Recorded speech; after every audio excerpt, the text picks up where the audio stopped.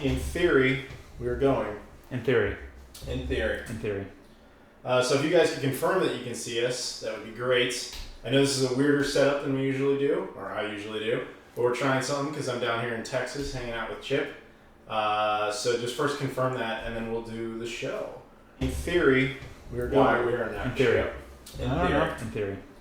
So if you guys could confirm that you can see us, that would be great. Shouldn't be looping. I know this is a weirder setup than we usually do, or I usually do, but we're trying something because I'm down here in Texas hanging out with Chip. See. So just first confirm that, and then we'll do the show. From here. In theory, we are going. We are not. In theory. In theory. So if you guys could Tech confirm problems that are you always can see fun, us, guys. great. Shouldn't be looping. I know this is a weirder setup than we Here. usually do, or I usually do, but we're trying something because I'm down here in Texas. No.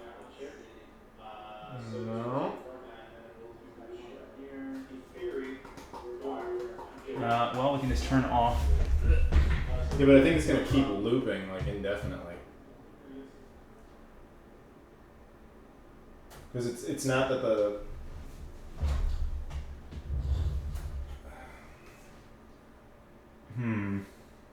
I think it was desktop audio was capturing something and then it started looping. Is it still looping? Can you guys confirm if it's looping? Because my guess is, It's looping. well, it's going to take a while for what we Yeah. just changed to. True. Because my guess is that But- this is but- picking up this. No, I'm pretty sure it's internal because you shouldn't be able to hear it. Like, what is playing it back right now? I don't know. try just muting the computer in general. See how that works. Sorry guys, tech support, always fun. I said it's Audio fake. input capture. We're not talking. Oh, they already said it's. It's because it's capturing the noise of the fan. Okay. Anyway, they Right. said it was fixed a while ago. I think we need to mute the speakers, or now they're saying no. So we're good? You guys think we're good? There Are we go. good? Is audio good? Anyway. Hi! No more looping. No more looping, no more looping. Okay, good. We're just going to assume we're good now.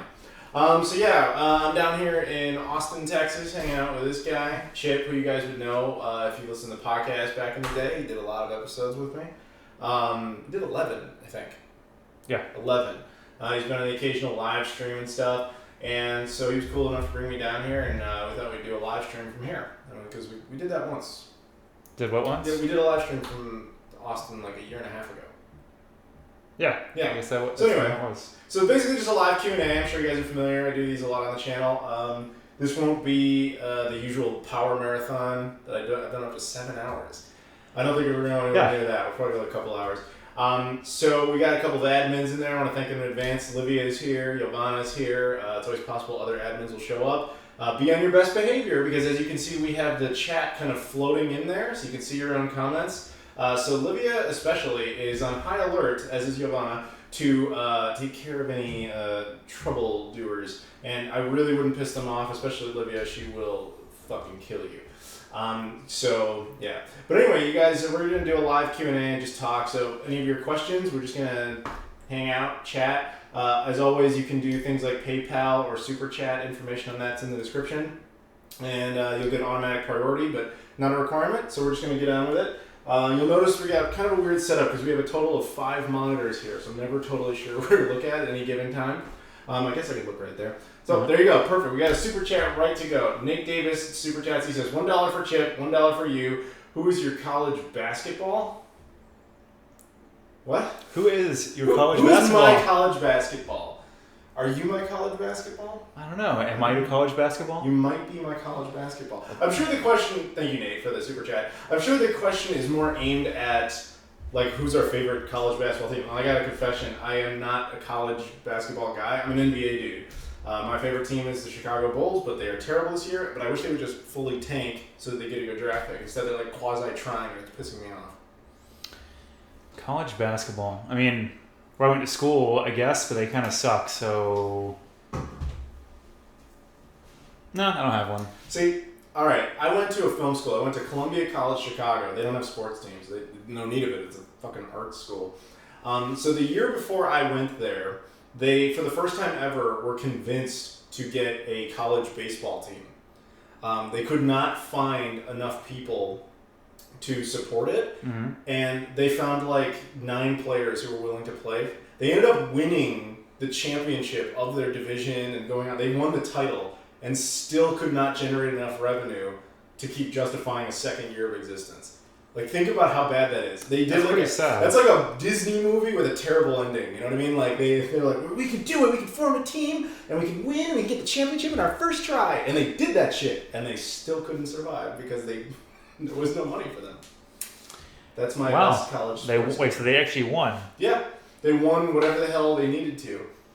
And they still didn't make shit. Because the entire wherever the hell they played that shit was the entire audience was for the other team because there was nobody attending. We didn't even know we had a team. Oh, I guess that's bad marketing then. Mm-hmm. Let's see. The question was about the Gmail. If you want to do PayPal, like I said, it's all in the description. It's figureitout.productions@gmail.com. I set up a Bitcoin wallet as a thing because somebody asked me to do that, but I'm sure nothing will ever come of that. So don't worry about that shit. But yeah, PayPal's there if you want to do that. So you see, someone asked me, Kyle asks me if I have a Switch. I do. It is downstairs. I have a Switch too. It's actually in the other room. I brought it here. Heyo. I was playing it today. I was playing Cave Story Plus. Yeah, you were. Yeah, like I beat the 5 dog mission. That shit was fun. I was working. He was working. It was sad. Let's see, what do we got? People are here. They're saying hi, Adam. Hi, Appreciate Chip. it. Hi, how you doing? Say cheese. Oh, it's Sadocles. Sadocles is a fucking awesome dude. All right, how's your cancer treatment going? How are you doing, man? What do you say, Sadocles? That's how you pronounce his name. Oh, okay. He did multiple super chats to educate me on how to pronounce his name. Well, there you go. Yeah, so dedication. Sadocles. Satocles? Sadocles. Sadocles. Okay. Hashtag duckboat. No, that's not a thing. Never. The dedication to not believing in something that is factually obvious to exist. Factually obvious. You've heard of deep fakes, right? Deep fakes. Yes. Is that a no? A yes? I guess not. I mean, it's a concept I can wrap my head around, I guess. It is, or was, I can't remember if it got taken down yet or not. It was some software someone wrote that would essentially transpose your face or anyone else's face, they used it for celebrities a lot of times, on porn scenes. Oh, okay. Yeah, and so they're just putting random celebrities on that, but it was so realistic and so easy that you couldn't tell the difference. So the reason I bring that up is it's so easy to fabricate something like a duck boat. You don't have to fabricate, just to make go you to think, where the fucking duck boats are. To make you think it exists, and it I actually doesn't. guarantee you we could find a duck boat in Austin. No way. I guarantee. You can have water in Austin. What? We don't have water. There's no water here. I've got beverages right here. Yeah, that's fake water. Oh, okay. Yeah. He's a lunatic. Anyway, duck boats are an inside job. It's funny. Exactly. What time is it in Texas? In this part of Texas, it's still the central time zone, so it's 7:13 p.m. here, like it would be in Chicago if I was at home doing this normally. Mario, that is the correct. No, there's a period in between Figure It Out and Dot Productions. Like I said, you can just copy it out of the description of the video, if you want to do that. Livia, technically he got it wrong. There's a period in between Figure It Out and Productions. Let's answer some questions. I've seen Smash for Twitch, or not Twitch, oh yeah, for Switch quite a lot. Let's just get the obvious out of the way. Nintendo Direct. Yeah. Okay, so neither of us actually watched it, but we kind of followed the storylines. Obviously, Smash, the big thing that came of that, the big like, oh, just one more thing type of moment. Mm-hmm. But they also had a lot of cool announcements. South Park Fractured But Whole's coming out to it. Captain Toad Treasure Tracker, not surprisingly, getting ported. I've made a big claim about how Wii U stuff is it's going to keep getting. Have you played that game? Yes, but not much. Like I played it a little bit when it came out. What is your opinion of that? A surprisingly good puzzle game. Okay. Type of puzzle. Well, that's not a puzzle game in the traditional sense, but it's basically like a platformer puzzle game. Like you play as Toad and you have to solve the thing to win. So worth it to get it if you've not played it on the Switch. Or I would say so. If you've not played it on the Wii U. Yeah, it's good to pick up. Okay. Sadocles says, thank you, Chip. Super chat from Lodmot. Have you guys, thank you for that. Have you guys played your Switches in LAN mode like Mountain Dew and Doritos? Shit. No. We haven't played our Switches together in any capacity. I know you could do that. We could. Why would you, though? We have multiple controllers. Yeah, that we don't need to do. We're in the same room. There's no reason to do it. I also brought back. I brought my Pro controller here. Which Have you used that yet? Controller. Yeah, of course. Yeah. That's how I usually play. No. Have you used it here? In your house? Yes. No. Okay. Have I been to Germany? I was there a few weeks ago. Back in February. Okay. Well, that was a question. What were you doing in Germany? Changing planes. Hello. No, I had to do an event, but I used my excuse in Europe to go over to Portugal for a little while. Lodmod, is that it for the? Have we just used that? Have I tried Whataburger yet? Not yet. I was thinking about doing that today, but that didn't pan out, so maybe tomorrow. We'll see. My Game Boy Micro. I don't have a Game Boy Micro. Who had a Game Boy Micro? Not me. I had the Game Boy SP. Played that for a while. It was the equivalent to the EverDrive. What was it? They had the little Chinese clone things? No, I mean was it actually called an EverDrive? It was the one that you plug into a Game Boy to play games. All the games. All the games on the SD card. There is an EverDrive. That's what I couldn't remember if it was an EverDrive or not. Well, there is an actual EverDrive for the Game Boy Advance. For the Game Boy and Game Boy, no. There's one for Game Boy and Game Boy Color, and then there's one for Game Boy Advance. That's what I said, for the Game Boy Advance. For the Game Boy Advance specifically. Yes. Yes. Okay. I did a video on it. Thanks for remembering. I haven't. They would have remembered. So how are you guys doing? Do you think Sonic will be on Smash Switch? I wonder. Probably. Sega loves to cooperate with that because they get a free paycheck and don't have to do anything. So that'd probably be a yes. I guess so. Yeah, I wouldn't be surprised at all if they were. So instead their live chat is a little forward, I guess that means a little further in the future. Presumably because they're seeing it sooner than we are. Is that how that works? I don't know. We're in the room doing it live. We can't possibly be faster. Well, we're doing the preview. No. Oh, that. What? Oh, I don't I'm only quasi paying attention to you. Someone doesn't remember something. Livia doesn't remember something. She's not sorry. Livia doesn't remember my video. Ah! Livia doesn't watch my videos. I'm just kidding. She does. Do you have any plans for April Fool's video? No, I don't do that shit. That's... no. Because I don't like to spread bullshit. I mean, not on purpose anyway. For April Fools. Have you ever been pranked? On April Fools? Nothing like good. But you've been pranked. Story. In the sense that like, look, what's that? Exactly, like that kind of level of stupid prank, but nothing like good that would be worth a story. How many times do you think you've been pranked on April Fools? Dude, I don't know. One. I don't have a 2. count. I have no count. Let's just go 3 because I have no idea. 3. That's how many. 3 apparently is the official, totally legit, 100% provable number. You heard it here first. Heard it here first. I watched some. I hate your stupid audio. I upgraded the audio. Well, this is not your audio anyway. What? Not this. In general, on the videos. Okay. I use a lav mic now. Ooh. Opinion on the Toys R Us possible bankruptcy and liquidation next week. Yeah, I heard a little bit about that. I don't know the details, but I guess it's not that surprising. A liquidation. Go over and get some deals. Actually, one deal today that's really good is there's a coupon on eBay. It's floating around right now. Anything above $25, you get 20% off. So if you buy like some major thing, like if you were to buy an Xbox One X or something, like for $500, throw that in there. $100 off today. Like. That's a good deal.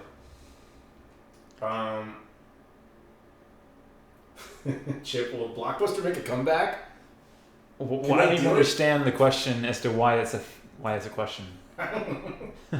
And why to me? I don't understand how I'd have insight into this. Because you know a lot about Blockbuster. I do? Yes. Everyone knows you're the Blockbuster guy. There's a reason you didn't name that question to me. Okay. Yeah, Justin provided the code PSPRING20. That gets you 20% off of any purchase on eBay today above $25. At least in the U.S. Oh, there's someone from Norway saying hi. Hey, what's up? Say their name. I got a donation on PayPal from. I'm going to read your question first in case you say something about not saying your name. That's the other thing, guys. If you ever do a donation on PayPal and you don't want me to say your name, put that in the comment. Anyway, Adam, you've traditionally been a console gamer, and I know you addressed your love for the Switch hybrid. I get it, because you travel a lot and it's portable. Are you reconsidering seriously collecting/gaming with more of other portables in different generations, maybe PSP or Vita? If so, which handheld piques your interest? That was from Mario ROU. Oh yeah, it's right. Yeah, he's been saying the same thing. Okay, so he just said the same question. First of all, thank you for the donation. Second of all, the answer is no, not really. The Switch, especially now, is just getting a shit ton of content, so it's keeping me plenty entertained. I don't have any real great desire to go retroactively back to consoles or handhelds, portable. You were never interested in handhelds. Yeah, I never was. So I have no interest to retroactively go into something I was never into in the first place. And once, as I said, part of the reason that I've grown to really like it is I can just kind of set it up. This is my phone, but you can just kind of set it up and then have a controller and just treat it like a small TV. I couldn't see at all what you just did. I know they couldn't. But they understood that I put the phone, like, they know, they have imaginations. All right. You literally saw it and you couldn't follow it. That's unfortunate. What? But anyway, so, yeah, like the PSP or whatever, no, I'm not going to do that. It's just, there's too many games in the world. You got to draw the lines somewhere. Thanks for the donation. Why did you just point at me? I did a thumbs up. Oh, I thought you were pointing. Admittedly, it was peripheral vision, so. Okay. I was only quasi in there. If you had to pick a favorite No, you don't ask me handheld questions, console. they ask me the questions. I'm going to ask you a question. You're on the show now. You don't get to ask questions. That's the irony. You take their questions. What if I put a donation in right now? Then you can ask a question. It's kind of a Let me put my wallet out there. Just put some money on the table. I'll take it and answer your question. Let's slip you a 5, okay. Well, you don't have to slip it. You can just do it. Wiggle it over here. Anyway, what if Sega released a new console? They won't, and if they did, they'd go bankrupt. That's a terrible idea. I know people will have like a romanticized desire to see that happen, but when you really break it down, that's a ridiculous thing to think could ever happen. Can I do a video without my beard? I have. Long time ago. Oh yeah, going back to like there was a few years at the beginning. I've done videos since 2009, and for like 2-3 years, you never saw my face, like ever. I remember that. It was all the hands. It was mostly hands. And then I started deciding, all right, I kind of want to be in my videos a tad more. And so there was like 6 months to a year there where I hadn't bothered growing the beard out. And then an ex-girlfriend of mine was like, you should really just grow your beard out. Because I'd love to see what you have like under there. And I started doing it, and then she broke up with me.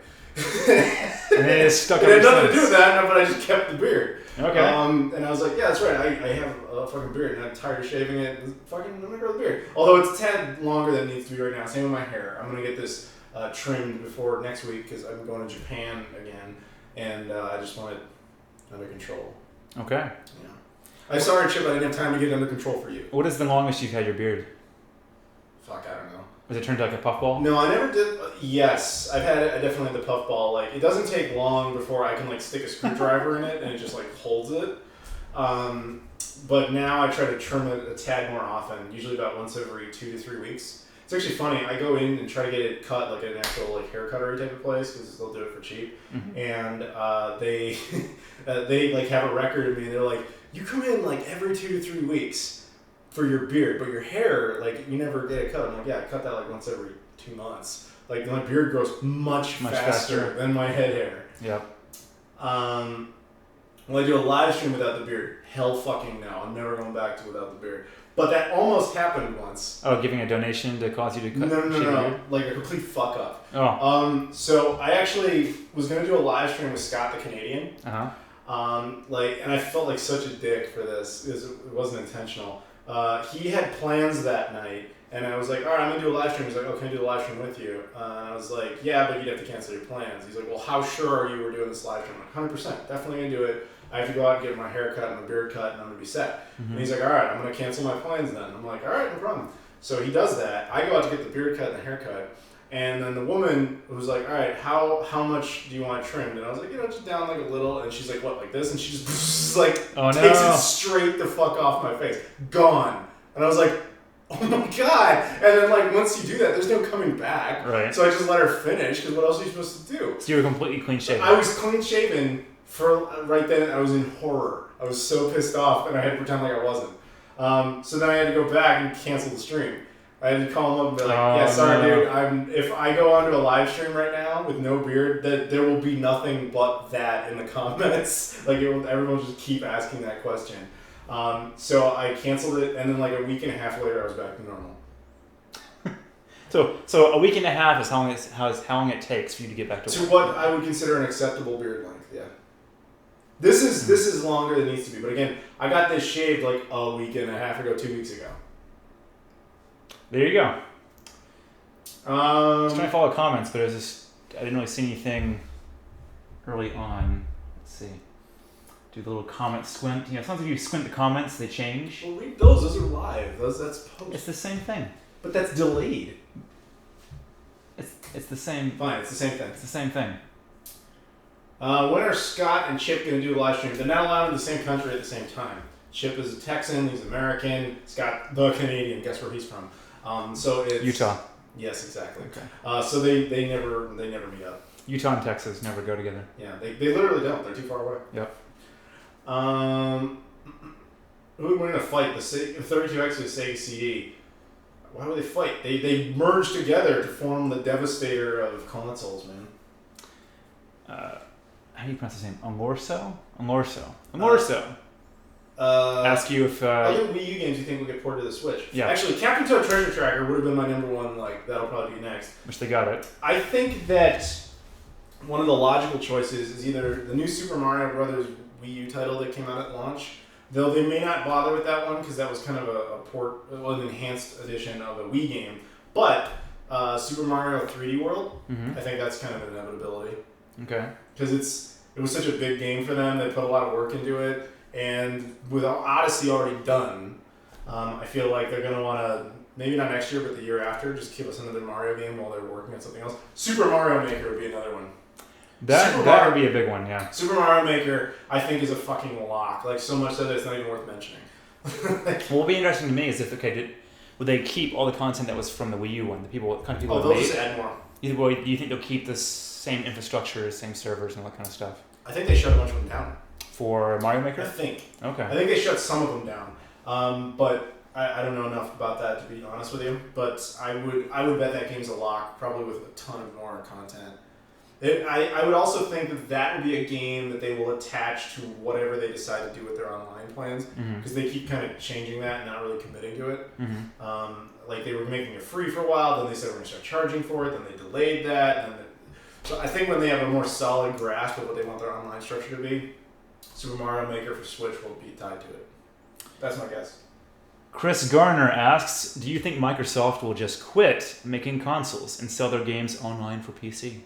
That's been my speculation for years, that I don't think they're going to do a traditional next console, and I really think that they're trying to push Xbox as a brand to put on other devices, namely PCs, but probably other little boxes, and they might do some sort of like Roku digital streaming box or just a disc-less console. I totally think they're going to keep something in the living room because that was their whole push. And since it's controller based anyway, the Xbox brand, it could just be totally streaming. I could see that. I could definitely see that. But I like a traditional physical media based console. I think Microsoft wants absolutely no part of that anymore.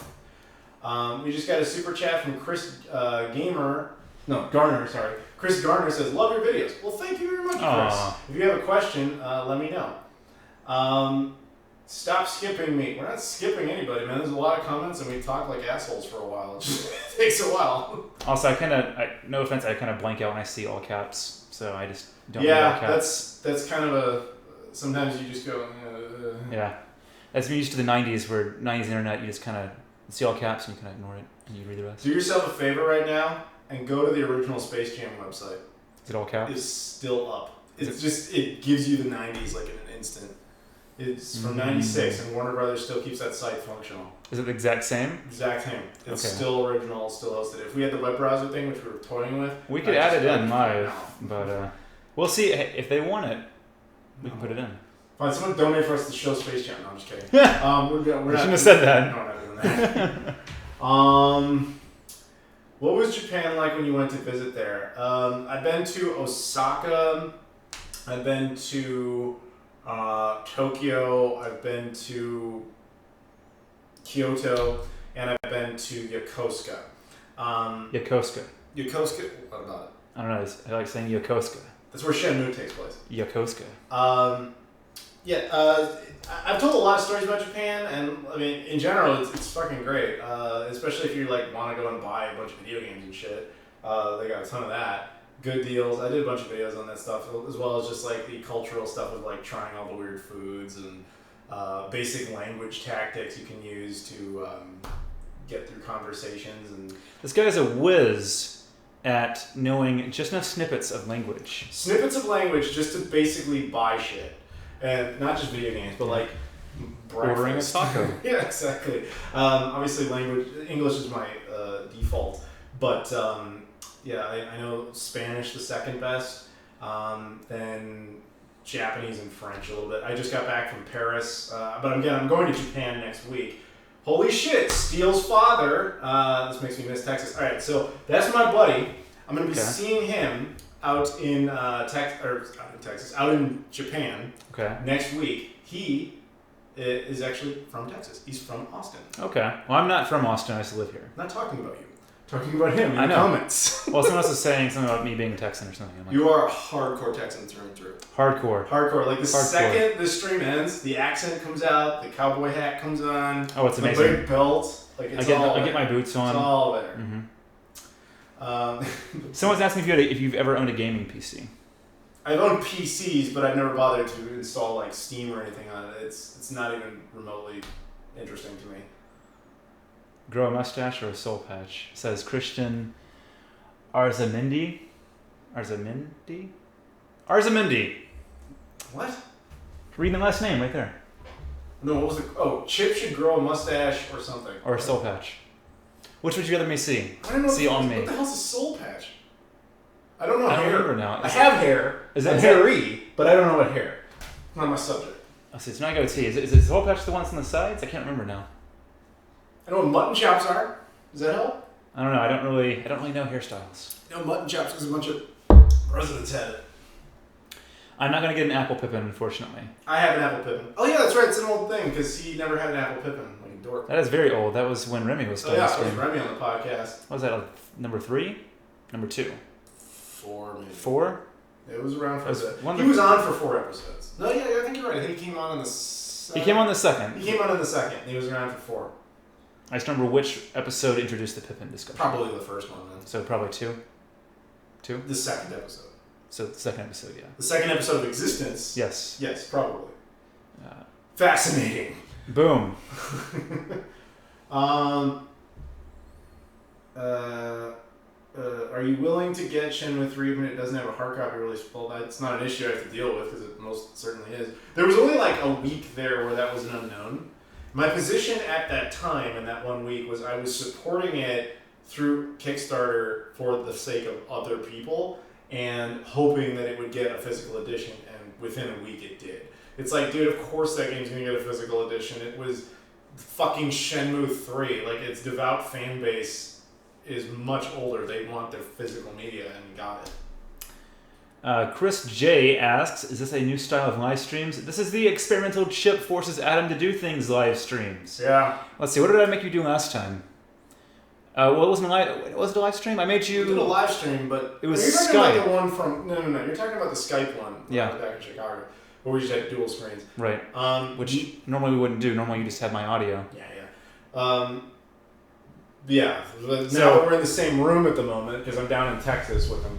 Experiments. Yeah, so you can enjoy it. It's not the best framing, we know, but we only had about 20 minutes to try to figure this out. Yeah, it's interesting. So we're using the OBS Studio software, and it looks like there are a bunch of hacks to try to get the chat to show in a proper way for YouTube gaming, or as YouTube chat. And it requires using CSS to try to hide different parts of the web page, which is why you had this giant white border around it, because I didn't have time to actually stretch it out. And you still have watch on YouTube Gaming and the action below. So I was just mainly going through and hiding different elements, but I don't think there's a proper integration for YouTube chat compared to Twitch, where Twitch you can just have it show up as if it kind of floats in. Whereas YouTube chat, you just kind of hack it together. There you go, there's your fun fact. Sorry, are we talking? We were. Oh. Anyway. Okay.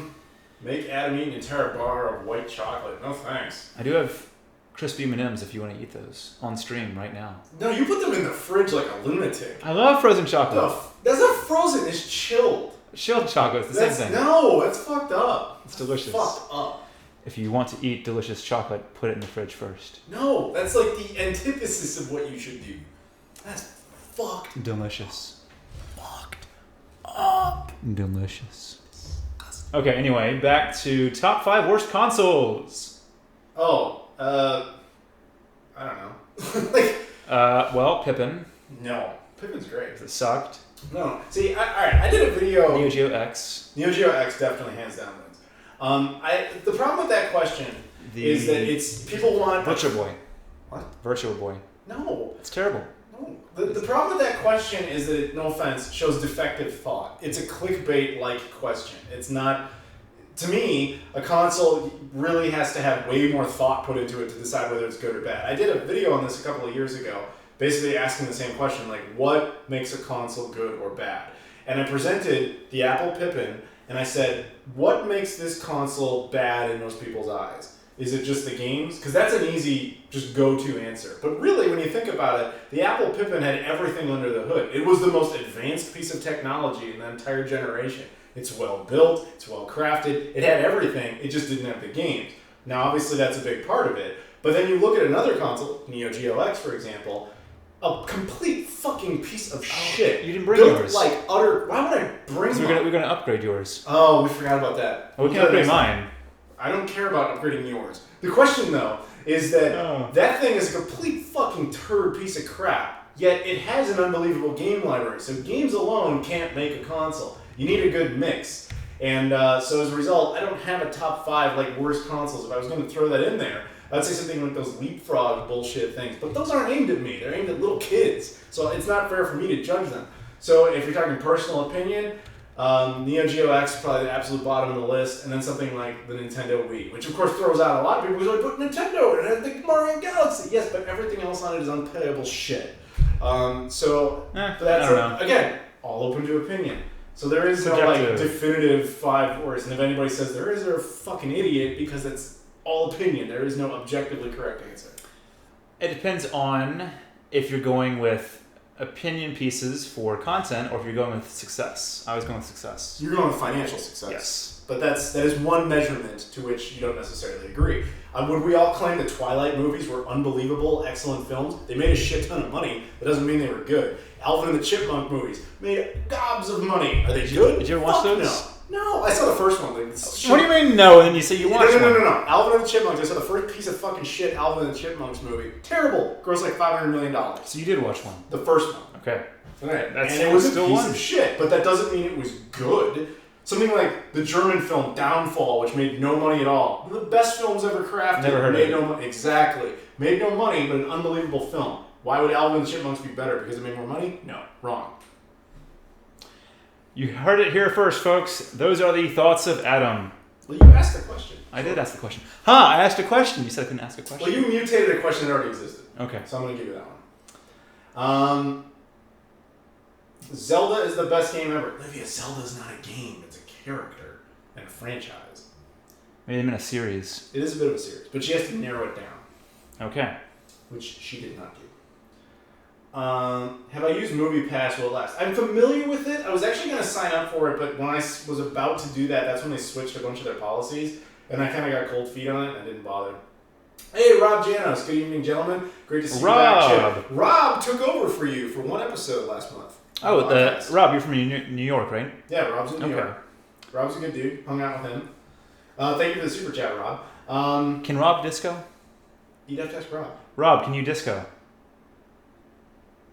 We'll find out later. Wait for him. Let's see. Well, I lost my train of thought. Wait, hold on.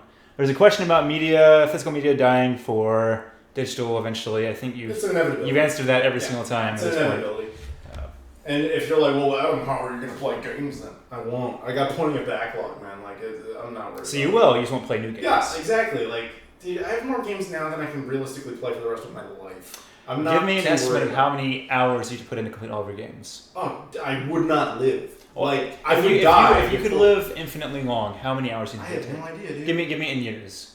I don't know. Say a random number of years. I don't know. So 8 years. I have no idea. 80 years. You would need more than 80, I assume. 180 years. You probably need 80 lifetimes, man. There's a lot of games in the world. It's like saying I want to watch every movie ever made. You won't live that long. Well, we know that part. Yeah. I was trying to think of how long would it take. How many generations would it take? Yes. If I stopped right now, yes. I have no idea, dude. I don't know. The whole problem is I haven't played them, so I can't calculate. 327 years. Sure, go for that. Okay, 327. That's the answer. Thank you. Damn it, Adam, say a number. 327. That's what we're going with. Boom. I can't commit to that. Sorry, but let's go with it. Let's see. Rob Zombie. Isn't that a band? It's a musician. He's a musician? He's a director. Rob Zombie. He directed some movies. Devil's Rejects and House of Corpses? House of a Thousand Corpses or whatever it was. And what is your favorite movie he's directed then? Those are the only ones I even know. So which of those two do you like more? Not the Devil's Rejects, the other one. No, wait, was the Devil's Rejects the good one? Devil's Rejects was wait, the good one. You can't say the good one. You just went through this whole monologue. Because I remember there's two of them, the Devil's Rejects and House of a Thousand Corpses, and I think the second one is better, which I think is House of a Thousand Corpses. Subjectively, you think it's better? In personal opinion. Personal opinion. Okay. Do you think the Switch can become the biggest selling console ever? Well, it depends what you mean by biggest selling, just in terms of volume of units? The console? The console itself, the units? Do you think so? It's possible. I mean, it is doing extremely well. So do we live in an era anymore where that many people buy consoles? Well, have you followed it this year? No. It's Nintendo's fastest selling console of all time. It's also like the fastest selling console of all time versus how long it's been out. It sold more units in 1 year than the Wii U did in its entire lifespan. Well, that was pretty easy to do. It was, but still, the amount it pulled off was I think it's over 15 million in less than a year. How many units did the Wii sell? I think it was like 100 million, right? Sorry, in the first year. Oh, that I don't know, but this surpassed that. I wonder it even surpassed the PS2. If the Wii hadn't had such a limited supply for the first couple of years, if it would have beaten the Switch in terms of possible, but it's also that thing where that partially is what drove sales, is the constant demand. I mean, there was a constant demand of the Switch early on, and now I'm able to find one at Target and other places. They started supplying. Finally, they backpedaled the whole limited supply thing, which is nice. For now. You still can't find a SNES Classic or NES Classic. SNES Classic's easy. Is it? Mm-hmm. I've not found one anywhere. I've seen it many times. We'll have to go look for one tomorrow. Okay. Yep. Let's see. Other questions. Gaming console, you surprised? Hang on a second. We got a donation over on PayPal. Which, by the way, thank you for the donations. You don't have to do it, but it is appreciated to help with running the channel and everything. If you do it, I prefer PayPal just because YouTube doesn't take a cut of it then, but whatever you want to do is up to you. So anyway, the question is, don't pronounce my name. Thank you. He said it right in the opening comment because his actual name is on here. Sometimes people don't like that. So thank you for making me aware of that. Don't pronounce my name. Other YouTubers say the internet in Japan is great. Well, in your experience, that's not the case. Maybe you have never been to Japan. Poo Panda here. Cheers. Well, first of all, I've been to Japan twice last year alone. I'm going there next week. Second of all, this is a common misconception that I get yelled at in my videos because I've mentioned their internet issues. It's not that the connections are bad. It's that the PC as a concept never took off there. So as a result, all internet activity is pretty much refined to like portable devices, your phone, etc. Yeah. The laptop is perceived as a digital typewriter. Physical media has way stronger impacts over there than digital. Like Steam is barely a thing there. It's only for it's a niche thing there. So it's not that the internet infrastructure is bad. It's that it's not really synced up with everybody else because of just their social infrastructure. But would I have a problem uploading a video? No, it would work. It worked just fine. The connection to my hotel was fine. Does that answer your question? Hope so. Thank you very much for the donation. How much was it? The donation? Was $15. $15. Because the folks here can't see the amount for the PayPal ones. Yeah, I never know if I should say the amounts or not. I don't know if that's tacky or not. So I never really. With Super Chat, you can. It's shown there. So. Yeah, with Super Chat you can see it, but that's by choice. Sometimes people, if they want to donate on here, I don't know. I just don't say it unless people say they want me to. But anyway, so Rob Janos Super Chatted $2. He says best thrift store game finds not including Japan. Ooh, because he's got my go-to one on the Crystal Final Fantasy GameCube. Probably one of the best ones I found. This was a few years ago. I found a TurboGrafx 16 with 10 games, including Splatterhouse, at a half-price books. It was $30, but I had a coupon. Or no, sorry, that day they had a sale, 20% off. So it was $24 for a TurboGrafx 16 plus 10 games, all in great shape. And that's even then. TurboGrafx 16 stuff was like expensive. Yeah. So that was like steal. It was an absolute steal. So I probably would go with that off the top of my head, but to be honest, it's hard to remember like every fucking thing I ever bought at a thrift store. Yeah, I'm trying to remember I think I've only gotten one thing from Half Price Books. Half Price, I was with you and you bought a bunch of stuff from Half Price Books. It was one game, wasn't it? No, we went to a few and you bought a couple of them. We only went to one Half Price Books. And you bought a few things. I bought one thing. You bought like it was the Xenogears. You showed it on the stream. It was Xenogears. That's the only thing I bought. The fucked up thing is there's video proof of this. Because the stream from a year and a half ago has everything he got. So if there's only one thing, he's correct. But if there's more, I'm correct. But it has to be from that Half Price Books, not overall. True. But I will admit, I don't remember. I don't really either. I just remember I remember at least one thing I got. Xenogears. Yes. That's a good game. My best gaming achievement. I have... Well, okay, you say the word achievement, so that's what triggers this particular memory. I have the 1,000 perfect score on Call of Duty 2 for Xbox 360, getting the veteran mode achievement. So I'm thinking Xbox 360 is your literal interpretation of the veteran achievement. That shit is fucking hard to get. Okay. Boom. There's a question asking about the Switch. I'm actually going to turn it into what is the game you enjoy the most right now on the Switch?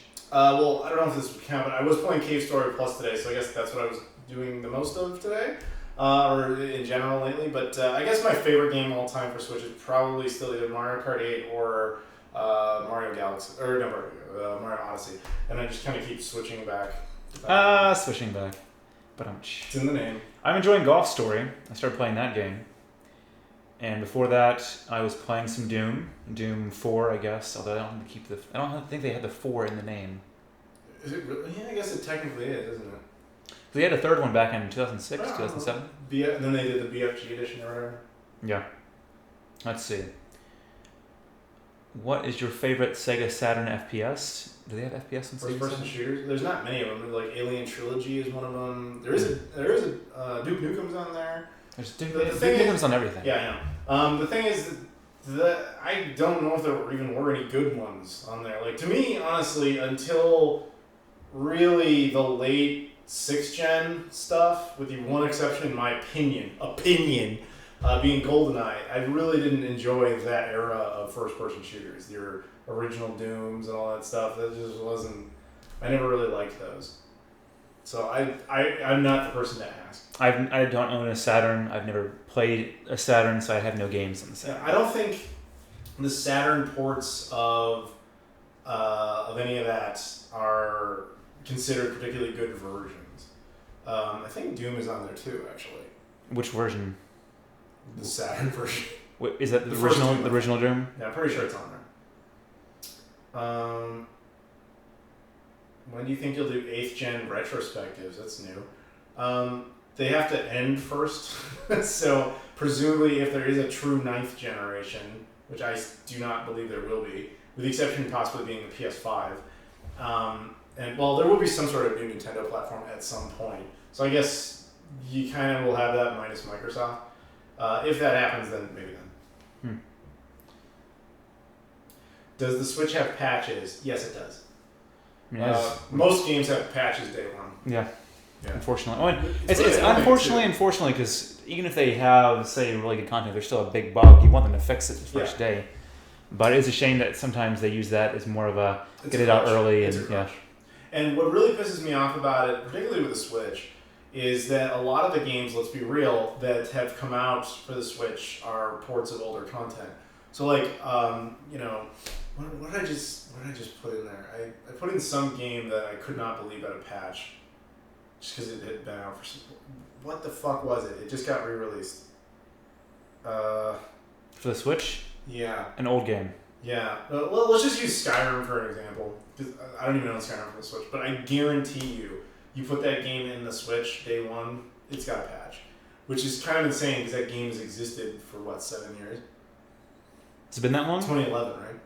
Yeah, I guess Version so. came out 2011. So the idea that they, in all that time, granted the Switch has only existed for a year, and dev kits have only been around for like a year and a half, 2 years. The idea that that's the case, that they still had to patch it, is like, come on, how do you not know your game backwards and forwards at this point? Yeah. Mystic Manification asks, what did I study in school? I studied computer engineering and computer science, 2 degrees. Yeah, he got a 2 real diplomas. job. Finishing up another degree, master's in computer science. It's kind of hard when you're working full time too. We got a couple of donations on PayPal. So the first one comes from, well, let me read the question first. So I just got a Saturn, and games are getting crazy expensive as of late. What console would you recommend to focus on collecting right now from value perspective? That's from Kevin Fuller, who did not say his name, so I'm just going for it. Thank you for the donation. To answer your question, the original Xbox. What was the question again? He says he's trying to collect Saturn, but it's too expensive, so what do you recommend? Original Xbox. Nobody's collecting original Xbox, but at least not yet. But it's getting there. There are some people who are starting to. Okay, but the games are fucking worthless. Yeah. And the irony is they're generally the best versions of any games in that generation. And it's a very doable set. It personally is a goal of mine, and it's just under 1,000 titles when you combine North America plus all the Asian exclusives and the European exclusives. It's a very doable thing, especially because most of them aren't particularly valuable. There was a phase there where I was buying them up left, like we would go to half price books and I would find them like left and right, like clearance bins. They could not get rid of the damn things. Those days are starting to fade, so they're going into the sunset a bit. So if I were you, original Xbox. Thank you very much for the donation. PS2 is also doable in that sense, but PS2 is much, much bigger. And it's more expensive for some of the games. Same with the Wii. They're both in that same group of like, the games are absolutely worthless. The difference is between those and the original Xbox is the original Xbox less than 1,000 titles. PS2 in North America alone was like 2,000. I mean, the problem with the PS2 is you have some games that are just hundreds of bucks. Yeah, well, like the the Dot Hack series, which they finally remade. One of the I think they remade the trilogy, but there was also one that was 4 games. So they had one that was 4 games, one that was 3, and they remade the one that was 3 into a PS4 bundle of them all. There you go. Which is nice, but I don't have a PS4. Yeah, PS2, and that's just North America, man. If you ever want to get on the Japanese or European exclusives, like check out now. Like that's fucking impossible, and it's just not fun at a certain point. We have another donation before we jump into that. I'm gonna forget what I was gonna say anyway. This is from Thomas O'Neill, aka Lodmot, who's a superhero who shows up every stream. He says, "Hey Adam, this is actually someone else's question." Oh, this is a thing I introduced where you can buy other people's questions. What? Meaning, you don't have a question, but someone that keeps asking a question, I just missed it or whatever, you can pay to have that person's question answered. You just copy and paste their question? Essentially, but you credit them too if they move. At least that's the etiquette of it, I guess. Right. But anyway, he says, so, hey Adam, this is actually someone else's question, but I really liked it and I wanted to hear your answer on it. What do you think about PC gaming and how will it affect console gaming? That's from Chaggles, I guess, was the person who originally said that. Chaggles? Chaggles, Chaggles. Chaggles. I don't know. Seems like a weird question from the 90s. Like, what do you think of this new PC gaming and how it's going to affect consoles? To be honest, I mean, they've kind of been living in tandem for quite some time, but as PC gaming continues to... See, PC gaming has an advantage that console gaming does not, which is that it's allowed, it's socially acceptable to constantly make games that are not supported by your hardware, so you have to upgrade your hardware persistently. Consoles don't have that advantage. They have to keep it locked at a certain point, and that's why we had issues with this particular generation where they eventually had to introduce PS4 Pro, and especially the Xbox One X, just to kind of stay in there, which has never happened before, where you had to do these mid-console refreshes. That's never been a thing. So that, I think, is a direct effect, because most games are developed on PCs and then are watered down to consoles. And even as a dedicated console gamer, I know that shit. I understand that. But yeah, I think that's the latest effect that it's really had. I hope that answers your question. Before you read out Tristan's thing, before I forget, Kennewell, is someone's username, said they got a Dreamcast for the first time. Okay. So a little applause. That's right. I played Golf Story. Super chat from Tristan Bush. Thank you. He said, "How's YouTube's Adpocalypse going? Hashtag bring back Chip." I did. Adpocalypse still sucks. It's not something. I mean, YouTube is constantly like, "We're working on it," but they're not. At least not in any real way that we've noticed.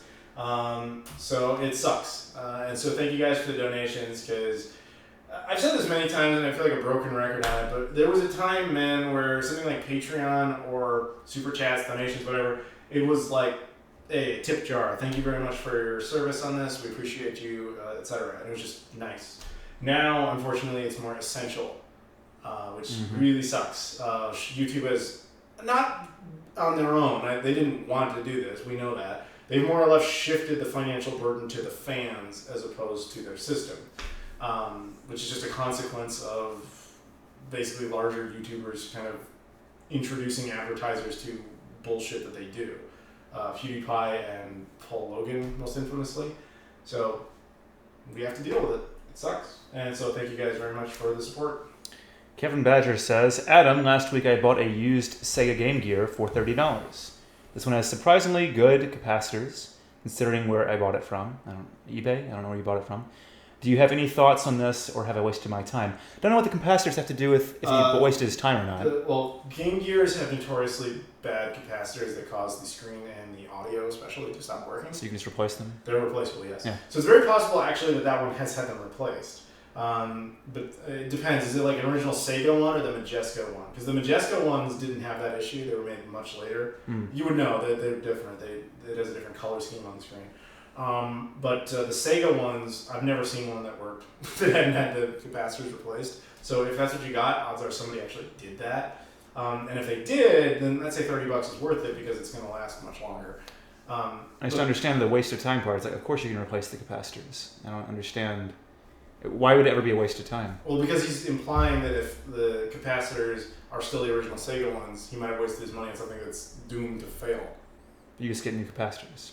If you have the capability of installing them. Personally, if you're like, here's a Game Gear with broken capacitors. Like, great, I don't know what the fuck I'm going to do with this. You learn. No, fuck That's the that. fun part, you learn. No, fuck that. It's something to learn. I'll have Ronald do it. Ronald, if you're watching, which you're not, because it's like, 2 a.m. in Europe, in Austria, you're not watching. But I would have him fix it. So let's see. Mystic Magnification. Do either of you wish technology would have advanced in a different direction instead of disc media? Well, it's not even really in disc media anymore. It's Sorry, what? the question was, do we wish technology had gone a different direction other than disc media? But it's not really in disc media anymore. It's gone digital. That's a good question from like 2006. Yeah, it's all digital now, which, to be honest, that's where it was going to go regardless, once the technology got there to be able to have the space and all that stuff. Someone asked what my favorite handheld console. Dude, you're the handheld guy. Do you have any of them on stock? Can we look at some? I can bring some over. What have you got? I've got the Neo Geo Pocket. Well, don't tell me. Find one. I gotta get up now. Yes. Lazy bastard. I have the. This is a nice one. It's not really a handheld, but it's an Android console. Remember the NVIDIA Shield before that name got used for everything else? Yeah. Yes, Livia, I had to make that noise. Here's the original NVIDIA Shield before they used it as a brand name instead of a physical item. I think it became clamshell. Very nice. Android, I played some different games on it. You can also use it to stream your PC, which is handy, so I could just play that elsewhere, not have to be at my desk. So that's a nice handheld. Let's see what else we've got here. While he looks, can I donate via Amazon? I have no obvious way to. There's no Amazon account. I've got Super Chat and PayPal, and technically I've got a Bitcoin thing, but I don't even have a way to check it, so don't do that.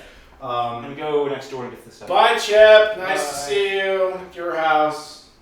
Anyway, hey guys, now it's just us. Anyway, if you don't like anime, why are you considering going to MomoCon? I was just asked by some of my representation if I wanted to go, and I said sure, but that isn't official yet. So if it happens, you guys will know. MomoCon's in Atlanta. I would go. Atlanta's cool. I was there last year. Olivia says, fuck you, Adam, of course. I understand. She's always mad at me. So friendly. Olivia's the best, but she's always mad at me. Where did I put your favorite handheld?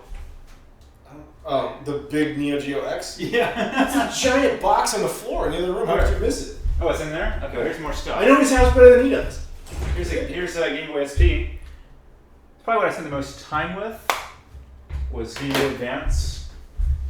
But when he gets back, I'm chugging a coffee. You can do that when I'm there or not. No, when you have to be back. Why am I in Texas? I'm in Texas because Chip was like, hey, come down to Texas. And then he flew me down to Texas. That was pretty much it. That was nice. He can just, he's like, oh, I can just do stuff from wherever. It's funny, yeah, because I just got back from Paris, and next week I'm going to Tokyo, and I was like, I'll be at home for a week. And then Chip's like, no, come to Texas. I was like, all right. I still have this box. Yeah, so do I. Well, you have your box because you didn't even really open it. No, I opened it. It was in a video. Yeah, this thing sucks. It does suck. But let's show them what it looks like. Let's see. We can always try to upgrade this on stream. That would be interesting. Okay. Here's the box with the one, I think it's the one time they released more games, and it also had an update. So you'd update the firmware of the system using that. Yeah, I wish we'd have remembered that. I would have brought it down here, and then we could have shown this piece of shit being less of a piece of shit. This is the main, I'm not going to say unit, 'cause the unit's actually inside of this. Think of it as the equivalent of a switch dock. It's a switch dock, but before switch docks were cool. And it actually fits in right there. So it kind of plugs into this weird, you can pull it out, this weird mixture of a 3.5 millimeter jack, USB micro, and a micro HDMI port. So it goes in these three things. And then you have the main handle, which I actually kind of like the idea of it. I definitely like the micro switches used for the joystick. You can hear that. But the unit itself, I mean, these shoulder buttons, these things suck. These are too like squishy. These top buttons are way too squishy. These you have to try to really press down. Bored. Put this back over here. Sorry. It's bamboo. Gotta make that last. Bamboo? Yeah. It's bamboo, man. Bamboo. That's fucked up. Anyway, so there's the unit. So speaking of things that are Neo Geo related, one that I enjoyed playing, which I did not have growing up, was, does anyone recognize this? You recognize this? Yeah, the Neo Geo Pocket. There we go. Of course you would. Let me get it out of here. So this is a fun one. This is the color one. I actually had the black and white one too, because believe it or not, they had a black and white version of this for like 1 year, I think, and then... Yeah, it was very brief.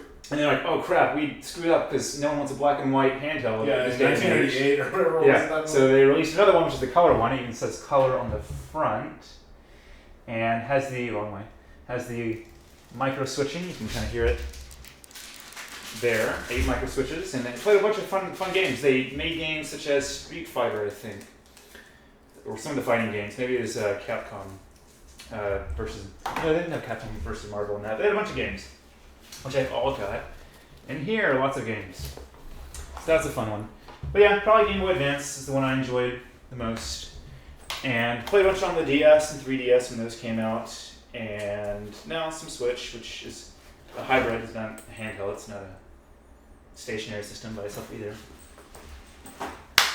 Yay, slow clap. You have any interesting comments? Just reading. Sadocles says, Adam, since you're in Texas and you're going to MomoCon, are you a fan of Rebel Taxi? I don't know what Rebel Taxi is, I apologize. I'm in Texas because Chip was like, I live in Texas, come to Texas, I'll fly you to Texas, so here I'm in Texas. Here it is. MomoCon is in Atlanta, but that's not official if I'm going or not. It was like, hey, you want to go? Sure. All right, maybe we'll see if that happens. That's cool that you want to go. I was like, we'll see if anything comes of that. Trust me, you guys will know. But I don't know the latter part of your question, Rebel Taxi. Adam Chip, what system would you like to see get an HDMI terminal mod or plug and play option? OG Xbox. There is now this OG Xbox HDMI cable, but it's basically just a component pass-through cable, and I'm very weary of those because those are kind of junky usually. So I want to see a better version of that. I know some people are actually working on HDMI mods for that thing, and that could be pretty sweet. What's my opinion on the Switch so far? You should go watch my Switch 1 year video that just came out, what was it, a week ago? Not even? That'll tell you. Best Xbox component cables, the ones by Monster. Adam motherfucking Koralik. I like that. The Game Gear I bought was found on the floor of a local game store. It was also an original, and I've commented on the Game Gear 15 times. Waste of time. What? This is a follow-up to that question. Which was what? He found it on the floor of my local game store. It was in the original version, something. I've commented on the Game Gear 15 times. Waste of time. I don't know how it's a waste of time. I understood nothing of that. I'm just going to be honest. I'm sorry. I just kind of zoned out. If you don't, it's a waste of time if you got it and don't want it. But then it's also more of a waste of money than time. What's wasting time is us trying to figure out this question. Someone asked the Neo Geo Pocket I was just kidding. is multi-region. I don't... It's region free. Yeah, I think it's region free. Yeah. Most handhelds are. It was only kind of Nintendo that fucked with that, and that was really a later decision, like 3DS. And then they rolled that back for the Switch. High fructose corn syrup or stevia sweetened Coke? Well, high fructose corn syrup is definitely worse for you, but it tastes better. We're not going to start making out soon. Sorry about that. 8-hour stream? No. Actually, how long have we been going? We started at 7, so we've been going for about an hour. Yeah. Have you tried a GameCube HDMI adapter? Okay, so there's a new one that just came out. It's funny. I'm going to be doing a video review of it at some point. It literally showed up the day I flew here. Shame you didn't bring it with you. No, I got the notification at O'Hare. Oh, I see. I was at the airport and all of a sudden I get a mail notification. Fuck! So just gonna sit there until I get back. Could have done a live review here. Chip, I'd love to hear you say the Navajo greeting. Good luck with that. What? There's so many little backticks and other things above these letters. I don't understand. How do you even type that? I'm just going to ignore every single one of the characters above the standard letters. All the accents. To say ya, at, eh. Because I don't actually know how it's pronounced. I know it's not pronounced that way. Yeah. But I'm going to ignore everything and just do it that way. Is the PS Vita dead here, but in Japan it still gets content? Chip, go to your own channel, man. They want to kick me out. So sad. Sorry, guys, I'm not Adam number 2. But this is Chip. I'm Chip. Hey. I did have my own channel at one point. A long time ago. Things happened. Life. Life happened. I got a job. All that stuff. Well, I got a job that wasn't on YouTube. Let's put that. I'm not like Adam. I can't be good enough to be on YouTube. Thank you. There you go. It's a very backhanded compliment, but I'll take it. I was trying to figure out how to make it better because I kept digging a hole, which is not my intent. That's fine. It's fine. Basically, Adam's very good at doing video. I am not. Thank you. There you go. That's much nicer. What would be my reaction to 100,000 subs? No. You have to get 10... Wait, no. How many fingers do you have? 20 hands, because that'll be 100 fingers, right? So 20 hands, and have them all on the screen wiggling, and that can be your 100K subscriber. I'm not celebration. doing any part of that suggestion. He said it was my reaction, not my video. 20 hands. Well, I think when he meant reaction is like a reaction video. My reaction is going to be twofold. First, I'm going to apply for that YouTube award they send out, and you're just 100,000 subs. There's an award. Oh, the silver play button? Yeah, I have that for Game Society. This channel doesn't have that yet. That's the first thing I'm going to do. Second thing I'm going to do is I'm going to apply again for channel verification. The little check mark. Because you need 100,000 subs to get that. Oh, I didn't know that was how that worked. That's the two things that I intend to do. And then maybe a tweet's like, hey. That might be it. Eric, yes, we're in Austin, Texas. That's where I live. If you have a problem with him, he's ready to listen to your complaints. Oh, that's Olivia being very defensive of me. I think. Or she's attacking me, I'm not really sure. She does both. It's really hard to keep track. All right. Well, anyway. The mods are awesome. Let's say that. Yeah, we got some awesome admins in here. Chip's one of them, but he's busy not doing his job. I forgot I was one of those. I never really do anything. I noticed. I was like, hey, I don't just watch it on my phone. That's all I do. I usually get rid of the comments because I'm just watching you. I'm not Good reading job. This is a terrible role for him. I throw the comments away. Yeah, it's good. I think I banned 0 people.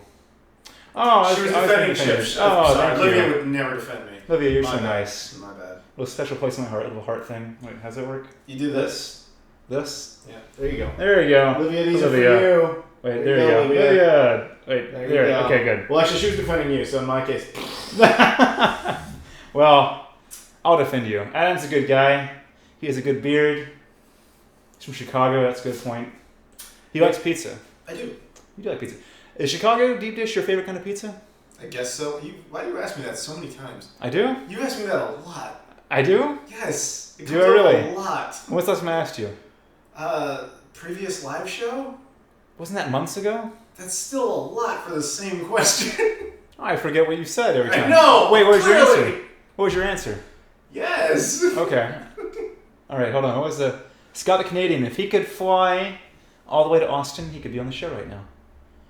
Well, he could, but he isn't going to. No.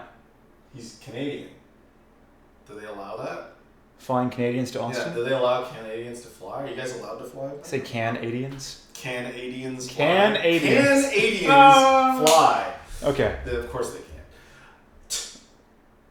Okay. Cantadians. I'm getting confused now. What do we... I don't fucking know. What? Home slice. Oh yeah, home slices. Well, actually, I don't like pizza that much. Actually, I do like pizza. Wait, do I like pizza? Do I like pizza? Probably. You usually get bullshit pizza, like artichokes and crap on it. It's not supposed to be on the pizza. Oh, it's asparagus. Yeah, whatever. Asparagus in my pizza. That was bullshit pretty good. That doesn't belong. And anchovies and asparagus pizza. Sure. Yeah. Scott the Canadian, where he's in Canada. It's in the name. Now, what are we talking about? I don't fucking know. We're supposed to answer questions. Mostly we're just talking about Scott for some reason. Scott's pretty awesome. We should talk about Scott more. Scott is pretty cool.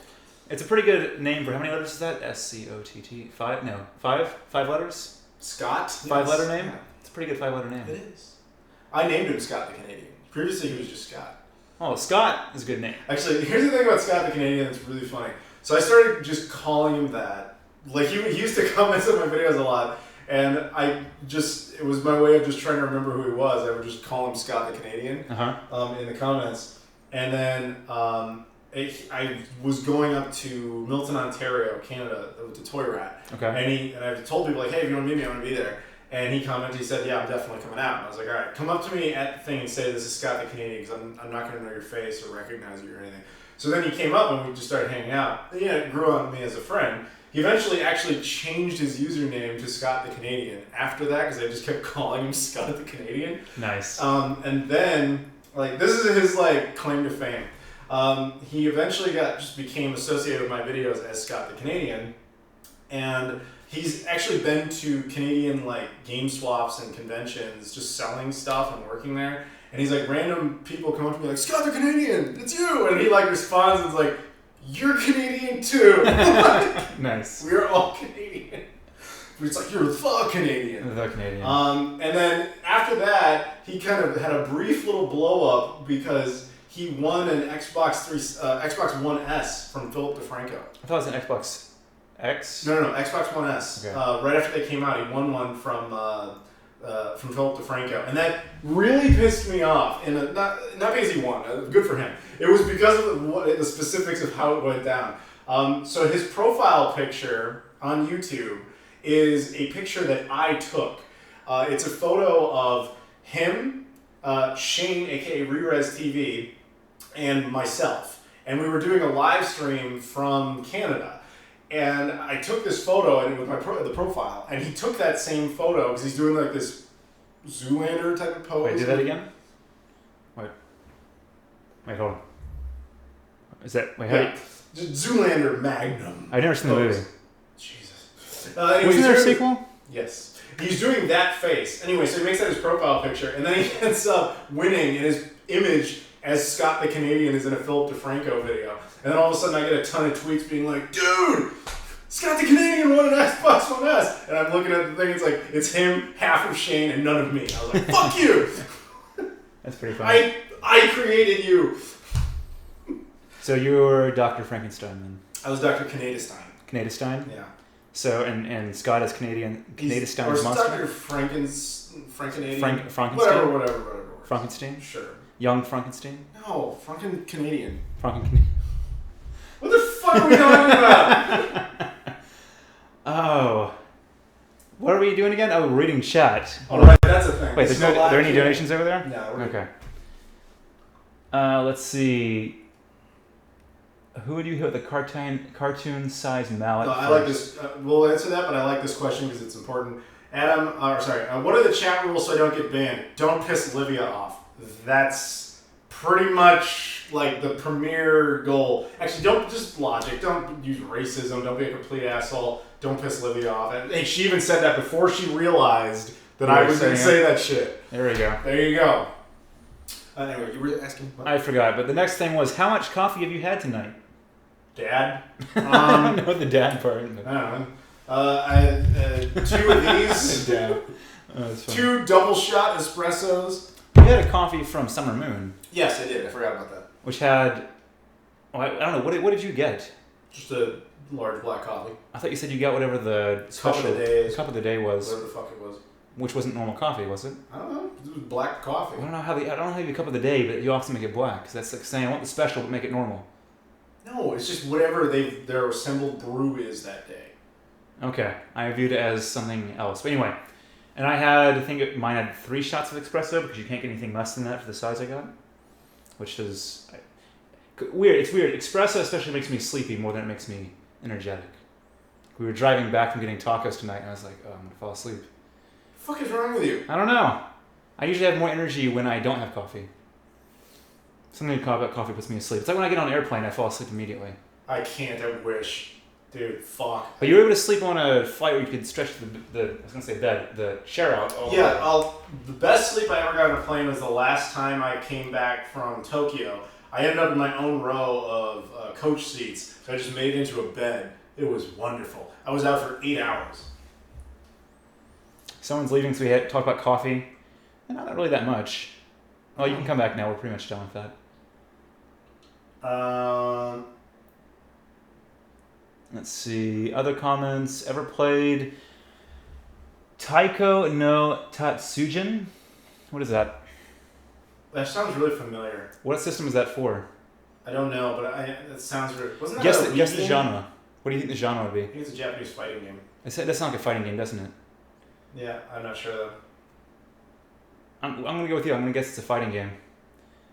Have you ever heard of the video game publisher Nicholas, or I'm not sure that's how you pronounce it? If so, what do you think of their physical game releases? First of all, I love those guys. They're making a ton of content for the Switch. I was actually just playing today Cave Story Plus on Switch, which is by them. So yes, I'm a fan of their content.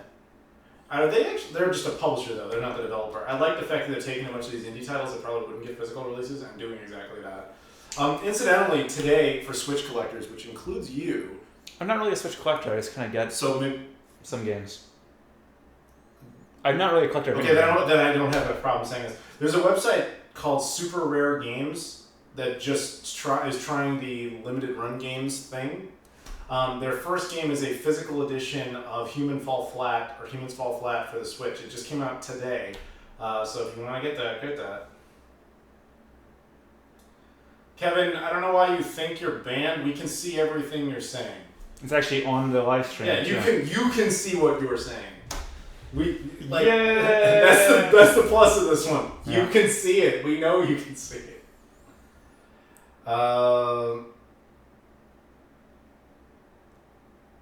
Let's see. Questions.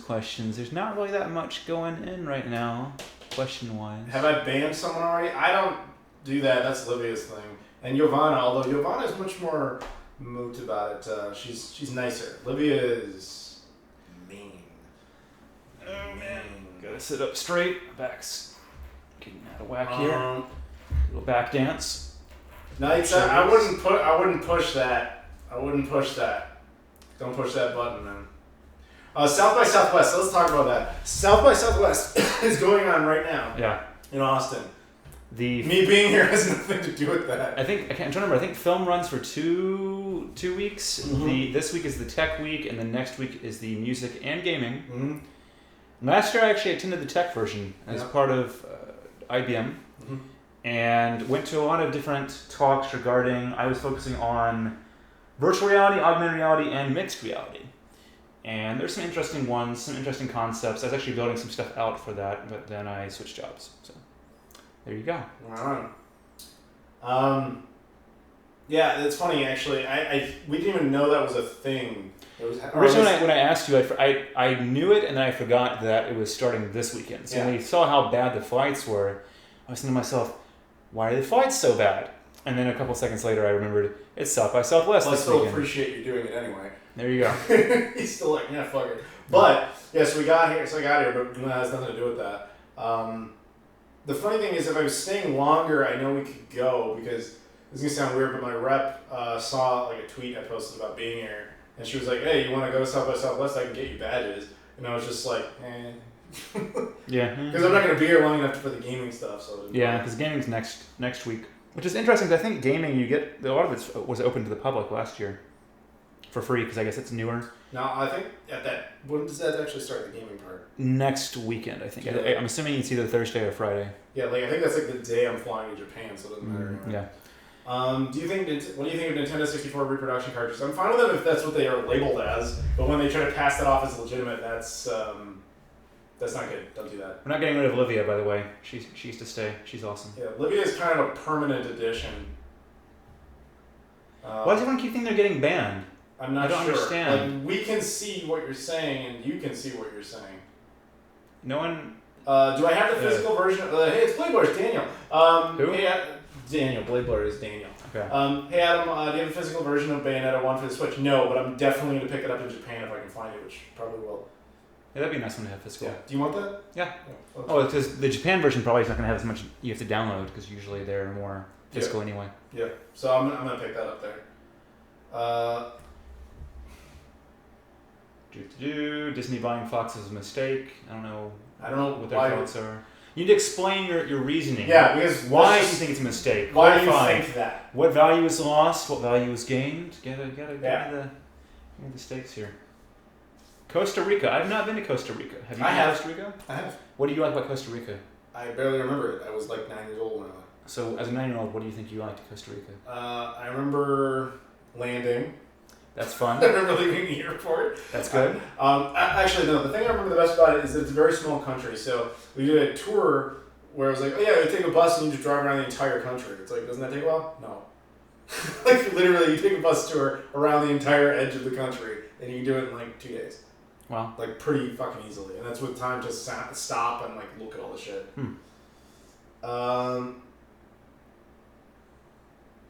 Do I think that Nintendo will make a Switch Pro? I think they'll make some sort of upgraded version. Calling it a Pro is a bit different, but yeah. I think they'll make some sort of upgrade at some point. Come to New Zealand, I'd love to. I have a friend of mine who is doing her master's in New Zealand. Rob super chats. He says, for 100,000 subs, do a streamed playthrough of Shenmue. Well, first of all, thanks for the super chat, Rob. I don't think I would do any sort of stream of gaming on the channel. Like I kind of get that out of my system over on Game Society, not so much in here. So probably not. I don't even think I would stream Shenmue 3 here. You could do it on my channel. One doesn't exist anymore. It's still there. You sure? I just deleted all the content. Take that out. All the content was deleted. That's the Blade Blur, Daniel says he's a failed YouTuber just like yourself. Failed YouTubers unite. Well, I don't really know. I mean, you're not really a failure. You just decide to stop, I guess. Or maybe you're still going. I mean, if you're still going, you haven't failed. If you stopped, you haven't failed. You only failed if you stopped. Lodmont says, do a shout out to Jordan. All right. Hi, Jordan. Lodmont. You're the girlfriend, right? Happy Lodmotting. What? You just verbified someone's username. Thomas is dating Jordan. So together they are Lodmont. I've decided it. You're Lodmont now as an entity. He knows. What? He understands. It doesn't matter if you understand. Okay. Wait, what? You don't need to understand. I don't My brain is in this infinite loop about I don't understand anything you just said. Good, you're broken. Hashtag duck boats.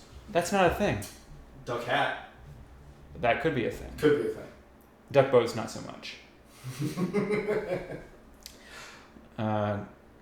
How old was Adam when the Dreamcast came out? Adam was 400,000 years old. He was waiting for it that long. I was... That long. It was a long time. If we're going with real numbers, I was, I believe, 12 or 13. Whole numbers. You want to go with whole numbers? Sure. But I was 12 or 13, depending on if you're talking about the Japanese date or the American date. Which one am I answering here? What do I do for a living? I work for Facebook. There you go. He's like famous. Or not. I mean, I do have some videos of talks I've given. That's nice. I was in Poland last year. I was in Poland. But that was for previous employment, was it not? It was, but they offered for me to come back this year. Where did you go? Actually, I was invited to 2 different conferences. One in Ukraine, and then one Kiev, Ukraine, and the other one was in Krakow, Poland. But I didn't have time to do it. Oh. It was also the same time, like late April. So they're very close to one another. So it actually would have been perfect if I could have gone out, but I don't think they could have paid for the flights. So I don't want to pay for the flights over there and back. Super chat from Nathan Oswald. Sucks Days Gone delayed to 2019. Did it? I hadn't heard that. What is that game? Days Gone isn't that the one with the dude from Force Unleashed? It's like a PS4 exclusive. I totally read Sucks Days Gone as the title of the game. I was like, oh man, why would someone name their game Sucks Days Gone? I mean, I don't know. Well, thank you for the super chat, but I guess we're inclined to agree. Do the Mickey voice. I'm kind of developing a cold. So would that make it worse? It makes it harder. Okay. Any particular thing you want me to say? Say hi, Olivia.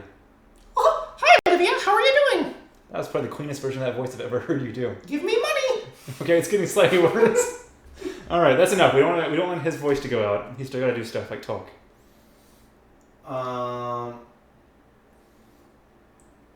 Does the Switch devalue the Wii U given the ports? Oh, hell yes.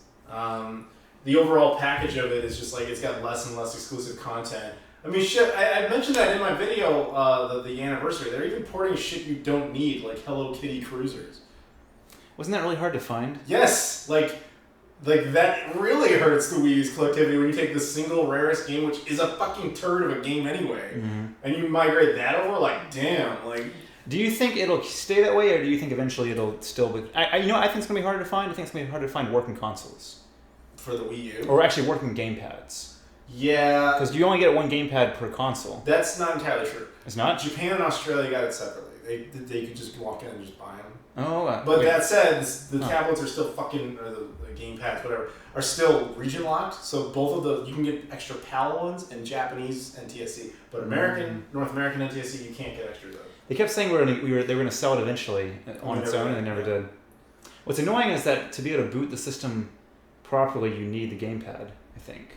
Yeah, pretty much. Which is they really unlocked a lot of the necessity it once had, but it's not as bad as it was.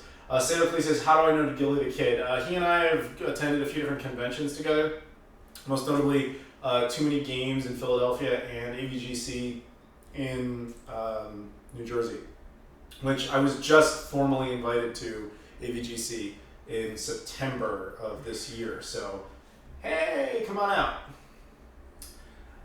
Thoughts on South Park Fractured But Whole coming to Switch? I was kind of surprised by that because Ubisoft never mentioned that possibility.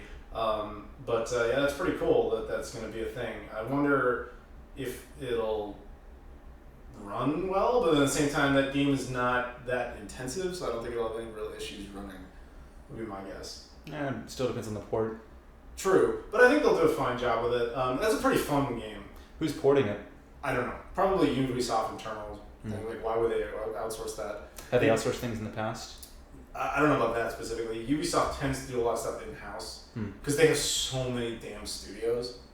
Like that they game, do, don't they? That game was done by Ubisoft Osaka and Ubisoft San Francisco. I see no reason they would outsource that to some little team. They'd probably just have one of those two teams, probably Ubisoft Osaka, do it. That's my guess. They probably have easier access to Japanese dev kits and shit. There's no recommended pizza place in Texas. Texas is not known for pizza. There you go. Do I have the GDH or GCHD adapter? We were talking about that. It literally showed up the day I was at O'Hare to fly here. So I will be doing a video on it at some point. Sufami Dan asks if we're annoyed about having such a large Wii U collection and then getting the games for the Switch. fundamentally yes, but at the same time, like, I can't speak for him, but I'm a bit of a freak because I actually collect games. Like, I enjoy doing that. So having a Wii U collection is a thing, and having Switch versions of it, to me, isn't bad. It's just kind of convenient to have good games on another platform. And keep in mind, when Adam says he collects games, he isn't just going out and just saying, "Oh, I'm just go find whatever's on Amazon or eBay that's max price, it's there." He turns it into more of an interesting like half game, half just hunter adventure thing. He's looking for deals. So he's not. Yeah, he could probably find most of these games somewhere for a certain price, but he has standards of getting it for a good deal. In fact, there's that deal that you were talking about earlier today, the Xbox. Was it X deal, the $400? Oh yeah, I mentioned that earlier in the stream. Yeah. So all right, perfect example. So right now, Newegg has a deal where you can get an Xbox One X, the new one, which is a $500 console. You could buy it on their eBay page for $500 without tax, which is a nice big savings depending on where you're from. They also threw in Destiny 2. GTA 5 and an extra controller, so that's a pretty good deal in and of itself. But at the same time, eBay today has a deal where if you use this coupon code, I think it's PSpring20 at checkout, you get an automatic 20% off. Well, 20% off of $500 is $100, so you can get all of that for $400. That shit sold out in a matter of minutes, and no, I was not successful, though I did try to get one. There you go. Let's see what else we got See, here. I guess I respect a deal and I respect trying to find them. I think that's fun because I don't like hunt animals or anything. So that's my version of being a hunter. It's just like finding cool shit. Like I was just in I was in Paris and I was looking around in the Republique district because it's like European Akihabara. It's just not as well advertised. Just tons of retro game stores, and that shit's just fun to look around and look at different shit and try to figure out like what do I have, what do I not have, what's kind of interesting for one reason or another, and then figure out prices versus each store and just. That becomes a game, to me. It's fun. Thoughts on the Crash trilogy coming to Switch? I was surprised by that one. I thought Sony had that in the lock, stock, and barrel. I'm kind of surprised that they were able to bring that over. I mean, I didn't even really pay attention to it. I mean, I didn't even watch the Nintendo Direct. Yeah, I didn't get a chance to watch it either. I was here, we were doing other things, but yeah, I just saw the reaction to it, and I was like, I can't believe Sony didn't have some sort of exclusivity deal over that. But apparently they didn't. Or that or they're taking a cut of it. That's another possibility. Don't really know how that works. See if there's anything else. No donations over there, I take it. No, I'm not in Brazil. Why are people asking that? Cameron Caruso super chats. Hey Adam, this is the first time I've been able to donate. My question is, at what age do you consider a game retro? Also, duck boats are fucking real. He's right about that. $5 or $4.99, not even $5. $4.99 does not make them real. Reality makes them real. Zero makes them real. No. Thank you, Cameron. First of all, thank you for the donation. Second, what age do you consider a game retro? I don't know if I have a definitive date for that. I guess one would have to argue it's when a generation ends. So technically, even the 360 is retro by personal definition. But I don't make those up. So I guess that, in my opinion, is when it's a previous generation. If that answers that question, I guess. Some would argue that it has to be further than that, but that's basically when I would go with it. We had a donation on PayPal from Kyle Davis. He says, what's up, Adam? How's it going? Anything big happening? Duckboat is love, Duckboat is life. Okay, so you like something that doesn't exist. That's fine. Duckboats very much exist. No. Thank you, Kyle. What's going on? Nothing really. I'm in Texas. I was in. I didn't get a break. This man won't let me have a break. I had to do a thing in Paris, so I was over there doing things. Then come back here, and I was like, I'm gonna be home for a week. And then he's like, Hey, I want to bring you down to Texas. And I was like, okay. So then I go down to Texas. It was so sad. I was so sad. So sad. I was gonna have to eat barbecue and hang out for a few days. Fuck, it sucks. No, but come on down here. And I read my shirt. What does it say? Proto-Man. So then I'll be going back to Chicago for like a day or so, then I'm off to Japan. So that's what's going on with me, is I'm all over the damn place. If you have any questions about my schedule, feel free to ask Livia or Giovanna. They keep track of it, which I appreciate because I don't fucking know where I am half the time. Where are you right now? I think I'm in Texas. You're not. Oh, You're in Canada. I'm actually Scott. Dude, you've aged terribly. Wow.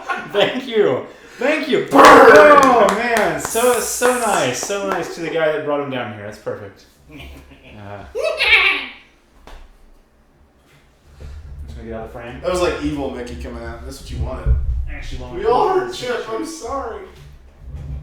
Hold on. I'm actually gonna see if this thing charged or not. Well, that's right. You were charging that thing. I don't even have to charge. It's actually weird. Is this even? What's this turn on? Am I gonna see the Tomb Raider movie and talk about it on the stream? If I do see it, I'm sure I would mention it. It's not exactly high on my priority list. It depends on the reviews. Like, I don't typically care much about reviews, but with video game movies, it's kind of like you go in knowing it's gonna suck at this point. I still think that somebody at some point is going to crack that ceiling and we're going to have a good video game movie, but it's not there yet. But maybe Tomb Raider will do it. Who knows? Lodmod wants you to become Canadian. Wants me to become Canadian. Yeah, you should do that, I guess. Okay. So get on that shit. Oh man! Oh wait, no, that's not that. What is this? No, that's We got a donation on PayPal from Thomas O'Neill, aka Lodmot, or just Lod. I guess your girlfriend is now Mott. Or unless how does that work again? It depends on who's in control of that relationship. Maybe she's Lod and he's Mott. I don't know. They'll have to decide that for themselves. More accurately, she'll decide it for him, probably. Anyway, so he says, "Hey Adam, did you hear about the bullshit with New A? Never buy from them. They screwed over Connecticut residents." That I had not heard. What did they do? We need more details there. Yeah, I don't have that information. Where is it? What are you doing? I'm trying to find it. I don't think that thing actually charged this unit at all. So I'm trying to figure out where the cable to go directly is. What's China's second language? Cantonese. Their first language is Mandarin. Third language probably English. But there's like 5 Chinese dialects. The only ones I know of is Mandarin and Cantonese. Mandarin, funny enough, is the most widely spoken language in the world. But that's due to share population. But that's only because China's that fucking big. You would think it would be English, but it's not. But then again, China, English worldwide, spaced out, makes more sense. How do you feel about the video games causing violence argument resurfacing? I'm so tired of that. And I've made the argument before that that happens with every single form of art that has ever come about in the history of our species. It's always one generation that just doesn't get it when it comes out, has to fucking die off before that changes. Like, there was a time where that was the same with the movie industry, the music industry. Fucking paintings had to go through this bullshit. Paintings? Yeah, every form of art ever, like, you start painting, oh, it's the devil. Like, and just stupid arguments that don't hold up to a younger generation. Video games inevitably have to go through the same bullshit. I mean, the thing is, I'm not trying to get political here, but like Trump's solution to that was you should invent like a rating system for movies and games. Hi, we've done that. The rating system for video games has existed since 1984, ESRB. Movies even longer, MPAA has been around forever. So like, it's a stupid fucking argument. It's stupid. Anybody who brings it up it only breeds massive ignorance. And the idea that you would, alright, look, I'm not taking a stance on like guns or anything like that, but the idea that someone who does not want to take that position on guns decides to take that position on video games is essentially saying, I would rather sacrifice the First Amendment to preserve the Second Amendment. If you want to preserve the Second Amendment and that's like what you're all about and that matters a lot to you, that's fine, that's up to you. But you don't do it at the expense of a different amendment. That's fucking hypocrisy. Well, we got deep into that. Anyway, back to some bullshit. I see Spanish second. Is Spanish the English official third. language? No. But what? Isn't Spanish the official language of what? Not of China. Not of China. No, Spanish is not the official language of China. Actually, the U.S., funny enough, I think is one of only 2 countries, I forget the other one, that does not have a declared official language. But you forget the other one. Yeah, I forgot the other one. Okay. But it's like some country in Africa, I think. But yeah, the U.S. doesn't have a declared language, and I think the reason for that is that we decided at some point you're not allowed to do that. I think that's the whole nature of the whole freedom thing. Though technically it was supposed to be Greek. When it was founded? Yeah, that's what they wanted to do to get us as separated from the British as possible, but it didn't take on due to just logistics of the fact that everyone spoke English already. Alright. And yeah, it's the same reason we have a working title as the name of our country. The United States of America is not a good name for a country. It's a fucking series of words that defines what it is, but it's not a title. You know what the actual name of the country was supposed to be? No. Colombia. Colombia. Spelled differently than the actual country of Colombia. Colombia with a U. That's why you have Washington, D.C. is the District of Columbia. There you go. There you go. Yeah, I always find it interesting when someone says, I'm an American, I'm from America, because it's like, well, what part? North, south? Yeah, America was a fucking guy who mapped out a continent. Like, there's no such thing as an American, really. I mean, that's our nationality because there's nothing else to really call us. You can't call us United Statesians. It sounds ridiculous. Yeah, you can say it's in the USA. Yeah, but it's Americans. I mean, particularly people like Libya, for example, in Brazil, in South America, they define the concept of America differently. It refers to a continent. So it sounds kind of offensive for us to say, we're Americans and you're not, because by their definition, they are. Right. They're not citizens of the United States of America, but that's a different thing. It gets confusing. The United Statesians would be inaccurate too, because Mexico's full name, the United States of Mexico. There you go. Did not know that either. Yeah.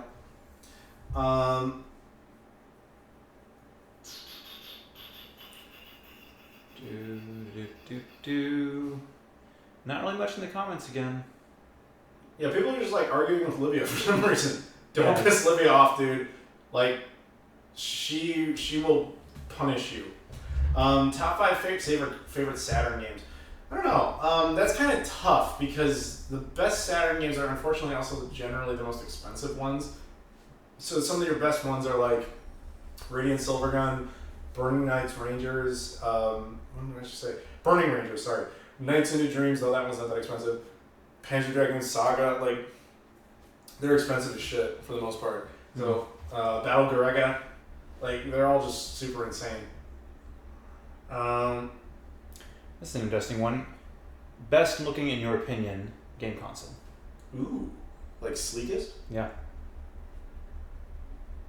I don't know, I don't have them in front of me. That's kind of a hard thing to make a call on the spot about. Yeah, I'm trying to visualize some consoles to see which one I would have liked, or I do like the most in terms of appearance.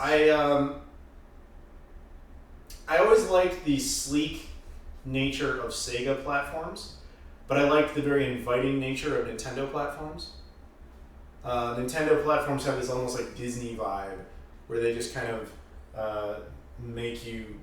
I mean, they're intended for children generally, so that makes sense. PlayStation stuff always tends to look kind of futuristic. I like the PSP Go, the handheld PSP Go, because it had this kind of slid over and it was very sleek. Actually, I have one. Let me go grab it and show them what it looks like. Actually, it's ironic. I think Xbox stuff is probably the ugliest. Yeah. I like Xbox stuff a lot, but I think their consoles are kind of ugly. With the exception of the Xbox One X, which ironically I don't even own, I think that they're generally pretty ugly machines. Kyle Davis donates and he says, wow, going to Japan again, that's cool. Anyway, what games are you currently playing, if any? Today I played a bunch of Cave Story Plus. I guess that'd be my latest, because most of my gaming now is done on the Switch, just because I'm never here. But yeah, I played a lot of that today. Screen, and it slides up. Thank you for the donation, Kyle. You've got your buttons and your more buttons and 2D pad. Or no, 1D pad. 1D pad, yeah. It's not too bad. It's a little thumbstick thing. This one actually doesn't work. Wait, wrong way. This one doesn't actually work. Most of your stuff doesn't work. Yeah, it's one of those on the backlog to fix, but I'm glad I can relate. I'm lazy.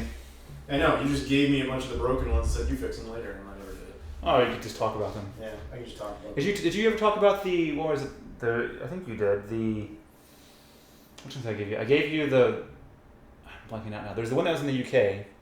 Gizmondo, which you did not talk about, I think. There's nothing to talk about. It doesn't work. It doesn't even have a battery pack. And the power cable you gave before doesn't work at all. Well, it's because the battery, I think, was... Yeah, you need a battery for it to do something. Or something. But then there was... I gave you like 3 or 4 of the Zodiac tap wave. Yeah. We had 2 of them to work and like 2 of them don't do anything. One of them had a giant hole in it, like it was meant for a kiosk. We got 1 completely working unit, and then like 3 that don't, but they have like one the unit works but the screen's dead, another one the screen works but the unit's dead, and then another one just doesn't do anything, I think. But it was a year and a half ago when I was here is the last time I attempted that. You want more stuff? No. You have a whole suitcase. I do. Put more stuff in it. It depends on what the stuff we're talking about is. Favorite Resident Evil game? Are you talking like a broken PSP Go? You can keep that. What is your favorite Resident Evil game? Resident Evil 2. I have not played it. I wish they'd make a remake of that one, because I like the premise of that one the most. Yeah. But I've not played that one. I played the original and the remake of the original on the GameCube. And I played the third one and the fourth and the fifth. And part of the sixth, and I did play the seventh. I kind of checked out after the fourth one. The fourth was a departure, so if you didn't like the style they brought in... I didn't, to be honest with you. But that was probably not because the game wasn't good. It was more like it was too different from expectation. If I were to revisit it, I probably would enjoy it more. I actually played the fourth on the Wii, which, while you hate the controls, it was actually, you could point on the screen and aim that way, and that actually, to me, gave it a better feel. Yeah, that game has been re-released a million times now. Mm-hmm. It's even available on like the Xbox One and PS4. And I'm calling it now. Switch copies are coming. RE4. Definitely. All those Resident Evil games, I guarantee, are coming to the Switch. I promise you. What other content do we have? Either we play horror games. Well, we just said we played a bunch of Resident Evil, like a lot of Silent Hill. I played a bunch of the... what were they called? The space games. Dead Space. Played Dead Space, which the original one is closer to like a survival horror. I played... what was it?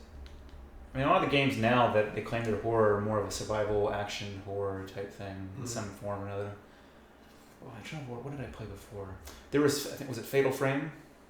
Oh, those are good. Yeah, that was a good one. And I don't know, a couple of games. Rule of Rose, PS2. I don't think I have that. It's a very hard game to find. Very good though. Made by Atlas. Hopefully it gets re-released, but it hasn't so far. We got a super chat from Christian Hrizdov. I'm sorry. I'm sorry. PS3 or Xbox 360 is more powerful. Technically, the PS3 has better capabilities under the hood. The problem was utilizing it. Most developers didn't bother with it because Sony... This is an old Sony tactic that they learned with the PS2. If you make your console really difficult to program for, but you're also the most popular platform, it forces developers to work with you and make games for you, but makes it really hard for them to port it to your competition. But they'll do it because you have the most successful unit. So in the case of the PlayStation 2, even though developers hated working with it, they had no choice because that's what people bought. So it made it really hard to port games to the original Xbox and the GameCube and the Dreamcast, especially the Dreamcast because they had to deal with that first. So with the PlayStation 3, they had the same plan: make a complicated, unique console, knowing it's going to sell like really well, and then people won't port stuff to the 360 and they won't port stuff to the Wii. Well, it backfired on them handedly because people were like, nah, fuck that. People are buying 360s. So it actually made it hard to port stuff to the PS3. So especially for the first few years there, they weren't bothering or weren't doing it well. They were just doing it very limited. So most versions of games ran better on the 360, even though the PS3 was more capable. Eventually, developers did dig more into the PS3, but you really didn't notice the benefits of it until much later in its lifespan. Hopefully that answers your question. Thank you for the donation. Nathan Oswald super chats and says, what was your first celebrity crush? God, I don't know. That goes back a ways. I think the one that jump-started it all would probably be this girl. Do you ever watch Salute Your Shorts? An old Nickelodeon show. Never heard of that. There was this girl, I want to say Dana was the name of the character, but I don't know. Played by, I want to say Heidi Lucas. Okay. I think that was that. I think. But that's just like, you're going back into like 4 or 5 year old memory. Like, I don't remember exactly, but that's the first one that comes to mind. Thank you very much. Luis Hurtado. Adam, are there any games you're going to look for while in Japan? First of all, thank you for the donation there, Luis. There's nothing specifically on my hit list other than Bayonetta 1 and 2 Physical Edition. And I guess somebody told me that the Resident Evil collection, the Revelations collection for the Switch, also is physical over there. We just got the first one physical, and then the second game is purely digital. It comes with a code, but they apparently got both. So I'm going to double check on that. If that's true, I'll get that as well. But there's other than that, there's no like really specific targets in mind. But we'll see, because you never know with Japan, man. Some of those places you walk into, you see shit you can't believe you're seeing, and you can't believe you're seeing it for the prices you're seeing. Like, I was asking him, do you want like a Super Famicom or a Famicom? They're like $4 or $5 all day long over there. They're worthless. And he was like, no, man, I'm good. Fuck you. You want... Come on. You just said it's like $4 or $5. Like, sure, whatever. You sure? There's no passion to that. There was an interesting question asked a bit earlier that was, what... I can't remember, it's like a movie franchise or movie series or whatever do you want to end?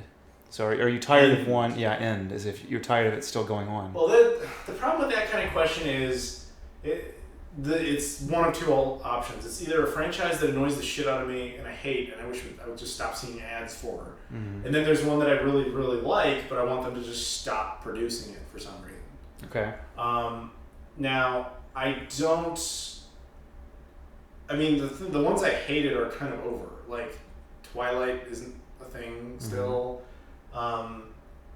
So stuff like that, but like, to be honest with you, that shit never really affected me anyway because I wasn't gonna watch it. Yeah. I was mostly annoyed by memes and shit that came of it and shitty ads and stuff. But that's about it. So I don't really care about that. How old are the Twilight movies? I don't know or care. But as for ones that I like, I'm about to say something somewhat sacrilegious. I wish Star Wars would take a break.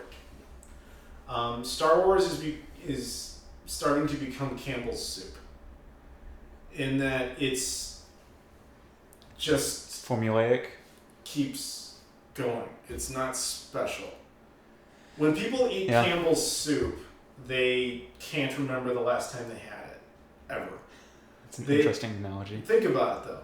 If you had Campbell's soup last week, you wouldn't even remember that you did that. Because it's just something that's in your cabin that you just fucking eat.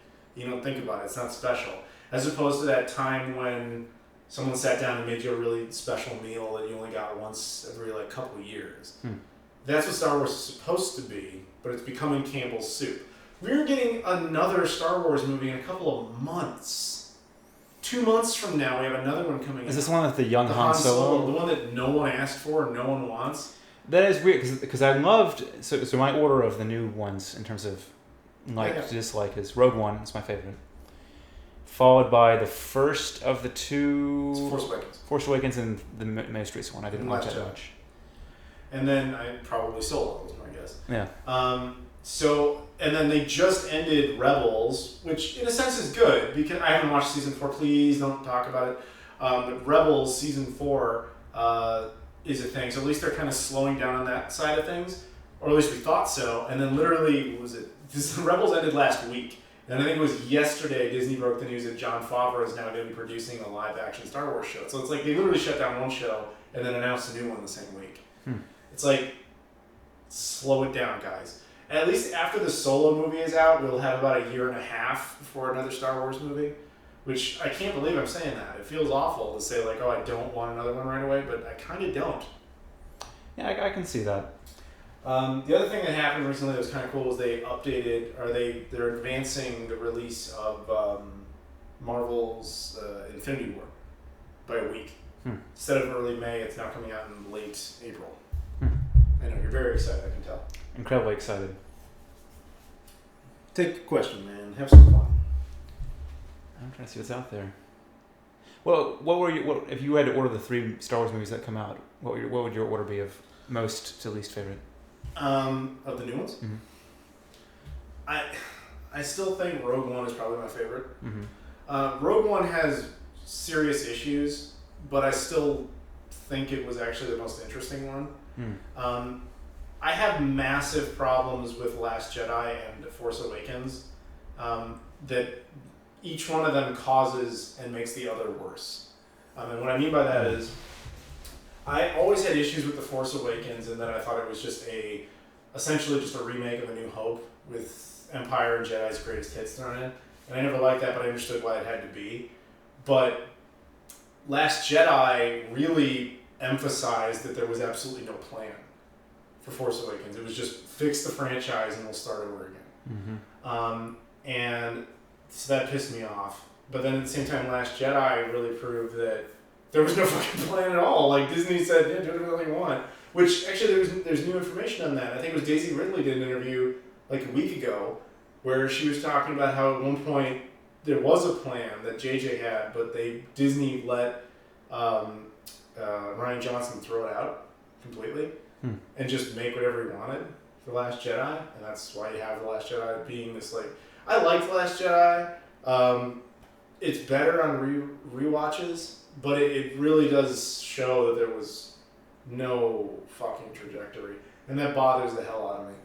So I don't know who to blame for that. I guess I do have to blame Rian Johnson, but I also at the same time blame Kathleen Kennedy and Disney for letting him just make whatever the fuck he wanted and not having a clear idea of, like, dude, you're doing this trilogy of, like, the most successful franchise ever, and you don't have that shit mapped out, like even a general direction of where you're going or why. You did Force Awakens just to bring the franchise back, and then you just literally the next movie is all about tearing the same franchise down. I don't know.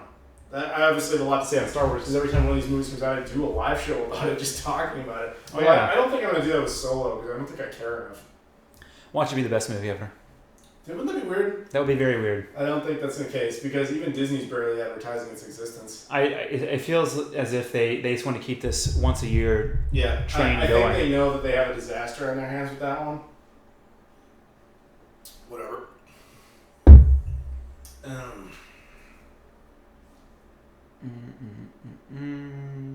The game is crazy expensive. Are you against playing it on an emulator? I mean, I wouldn't personally. I'm yet to find a game that I just absolutely had to play so fucking bad that I broke down and did that. But I can't say it's an impossibility. But more likely, if that was the case, I probably would do it on like an EverDrive or something because I imagine it would be an older game because newer games is not generally as much of an issue. Yeah, I played...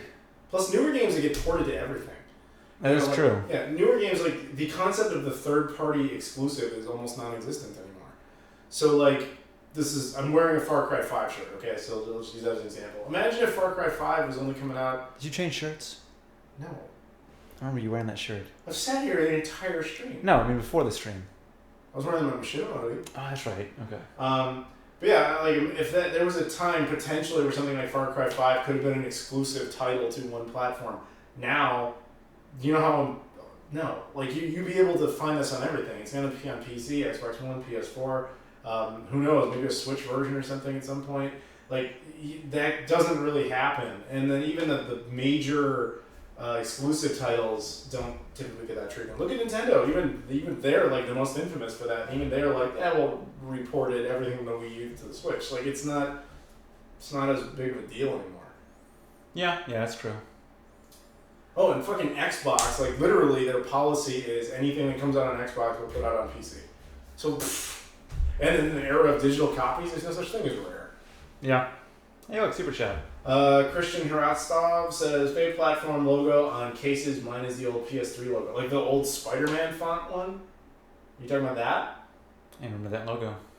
It was the font they used, that Sony used on the PlayStation 3 originally, was the same font that Sony used on the Spider-Man trilogy.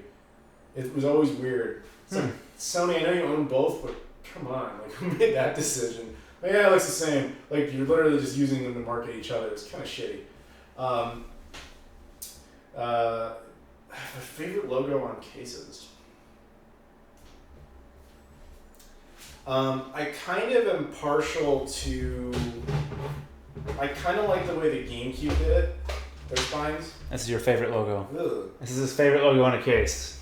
He I loves the Neo Geo X. That is Adam's favorite console. I like I like the 6th gen logos, but I'd probably go with the GameCube for standing out a bit because it used the DVD structure, which I liked. So as much as I love the Dreamcast, it was the worst at that in that generation because they had the jewel cases, and the logo was too small and you could barely tell. Like, I can defy you. You could go to like a Goodwill or anything like that. They always put Dreamcast games in the music CD section, and they're really hard to find, even mixed in there.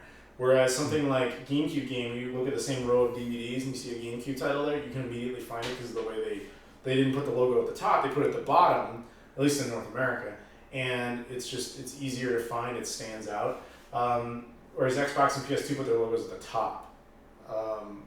And I don't know, the GameCube just to me stuck out the best on the shelf, just the spine of that era. But here's one that's weird that people never really think much about. Sega Saturn.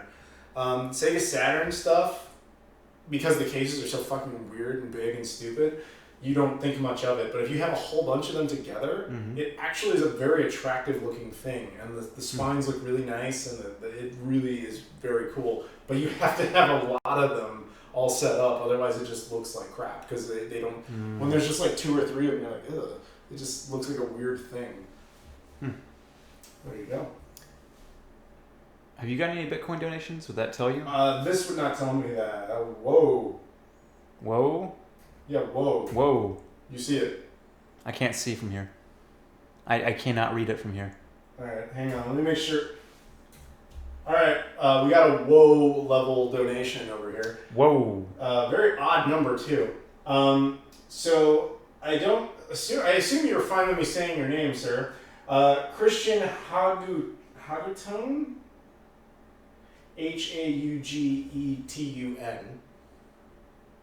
I can't visualize that in my head.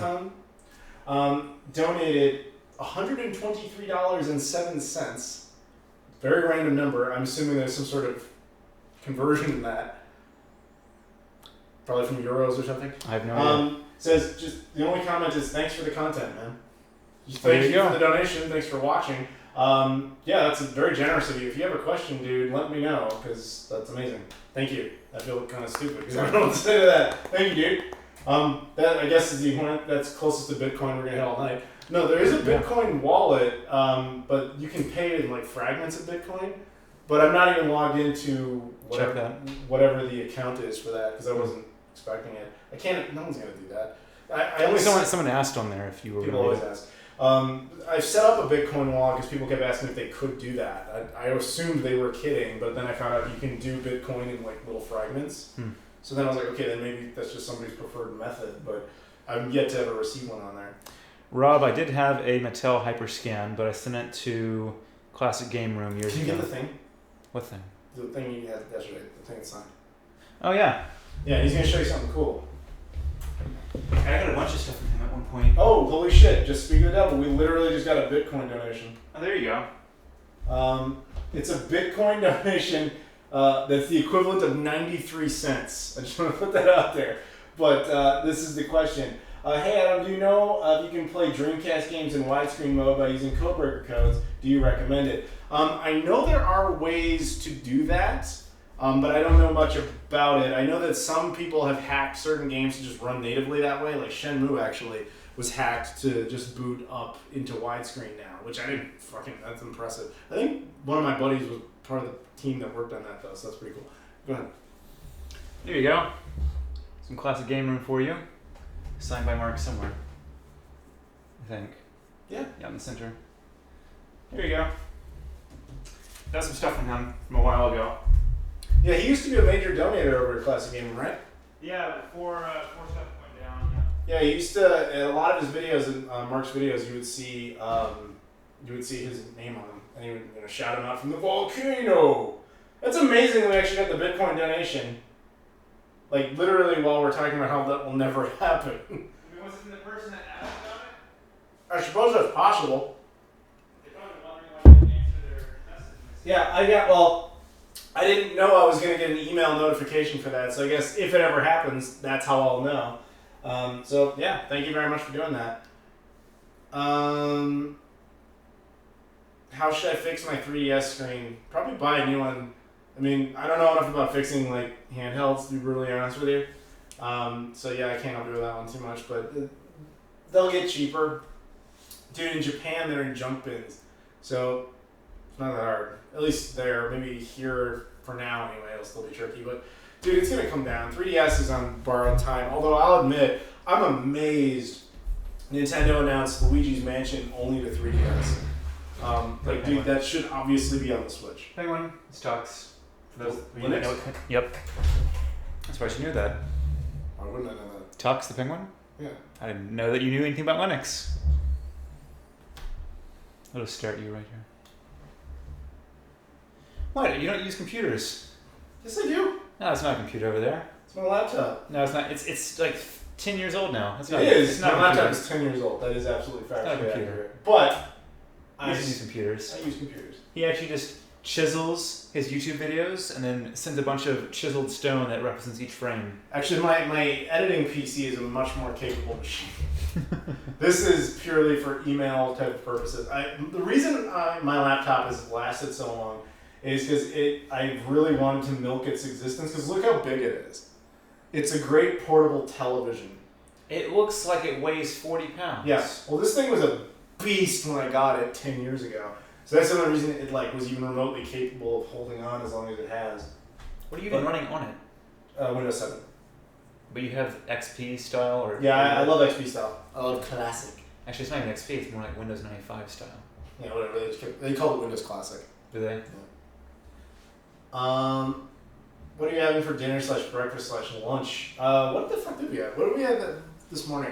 Like croissant breakfast sandwiches. Yeah, whatever. Dude, can I tell the same story that I don't know what the story is, but go ahead. Delivered? Yeah. Dude, this man is hilariously lazy. Like, hilariously.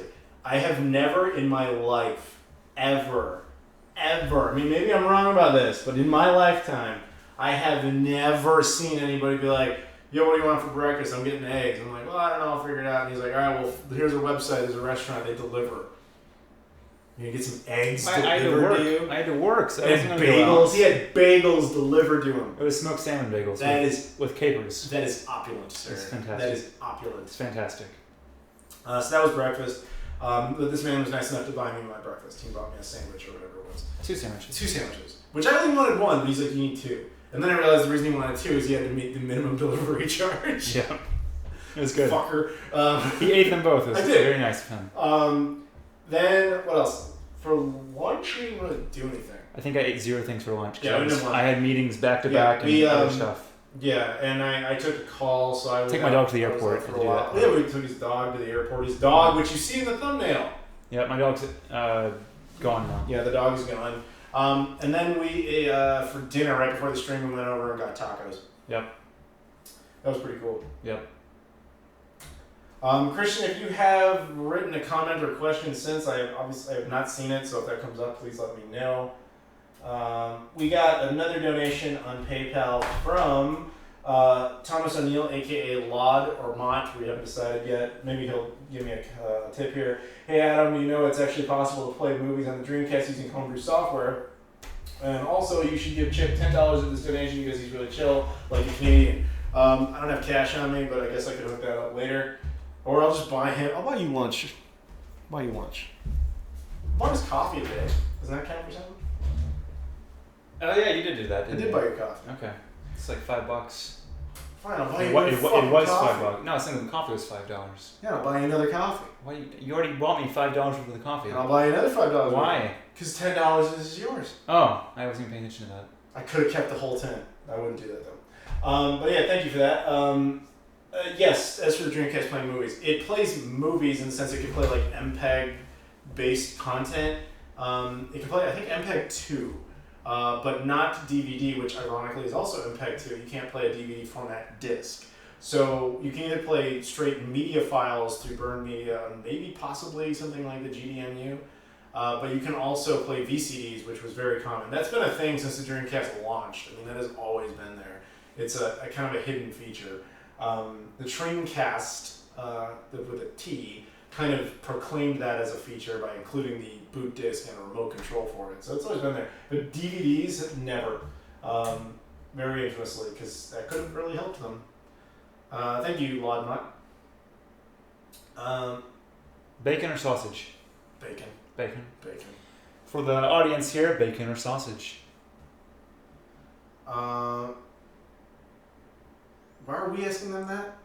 To see what they say. Why else would you ask them? I don't know, man. It's a weird question. To the folks in the audience, is bacon or sausage a weird question? He's out of control. Wacky Chip. That's what you do. Bring Remy back. I tried to meet up with him because I was going to Paris, and he obviously lives in France, but he was like near the German border, and he was like, no, it's not realistic to get out there. And I was like, okay. Remy, we miss you. Yeah, we miss you, Remy. We occasionally all chat still on the group Skype. When's the last time you posted there? 'Cause I feel like you used to do it all the time.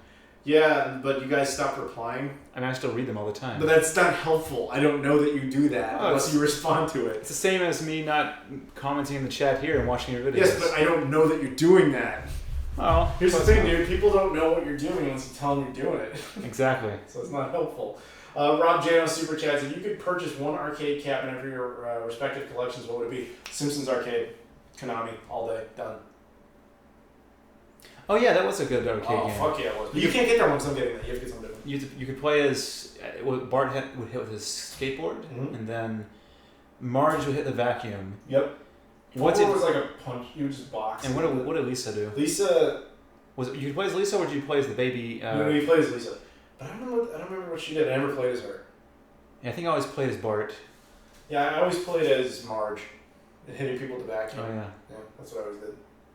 Yeah, arcade cabinet. I really liked the old school. Was it Centipede, where you had the trackball you could roll around? Possibly. I like that one. I grew up with those. Second choice would be Teenage Mutant Ninja Turtles arcade.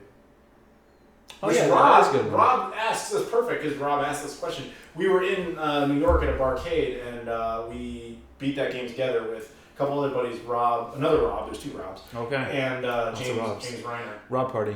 Yeah. He says I was pretty damn good at TMNT. Damn right I was. I got 7th place on that cabinet. Wow. Okay. Well, it's because no one plays the game anymore. No, man. People were playing it. Okay. It's just we just went in and played it. No, I'm not in the March podcast because I'm not doing the podcast anymore. Yeah. He doesn't like me anymore. I can't blame him. Have you noticed this exchange? Oh yeah, doesn't like him anymore. Asked him to fly down. Got him to fly down. Yeah, but he fucking hates me. That was good. 2 or 4 player cabinet. It depends on context. Is there like a specific version? I don't understand. I guess to rephrase, Richard, I don't understand your question. Are there multiple versions of those cabinets, and that's what you're asking which preference, or are you asking the concept? Do we prefer 2-player games or 4-player games when it comes to arcades? Owen Burris super chats $1.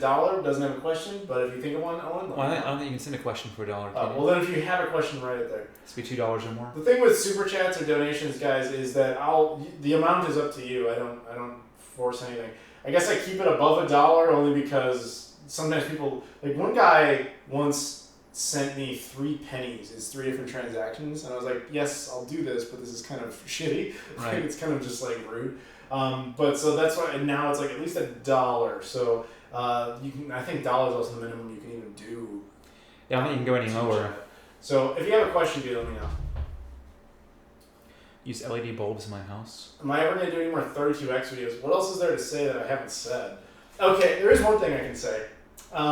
So there is a Brazilian 32X game that I really want to get my hands on. Is this newer? It is, and it isn't. It was made back in that actual time. So, all right, so here's the thing. With the Sega CD Genesis 32X combo, there was like 5 games released that used all 3 devices. Corpse Killer had it, Scottie Pippen's something or other. Like Scottie Pippen? Scottie Pippen, basketball player, Chicago Bulls. Hello, Chicago. There was a few different games that used all 3 devices, and they were all FMV, full motion games. But they would use the 32X to have a better color palette. There's a game called Surgical Strike that was a Sega CD game, and in Brazil, last year, it got a 32X Sega CD combo release, randomly. Now, you have to remember, Brazil is weird in that they still get tons of Sega content. And when I say Sega, I don't mean like Yakuza. I mean like Master System and Genesis stuff still comes out there constantly. It's like an alternate reality where Sega won the war because they still dominate there.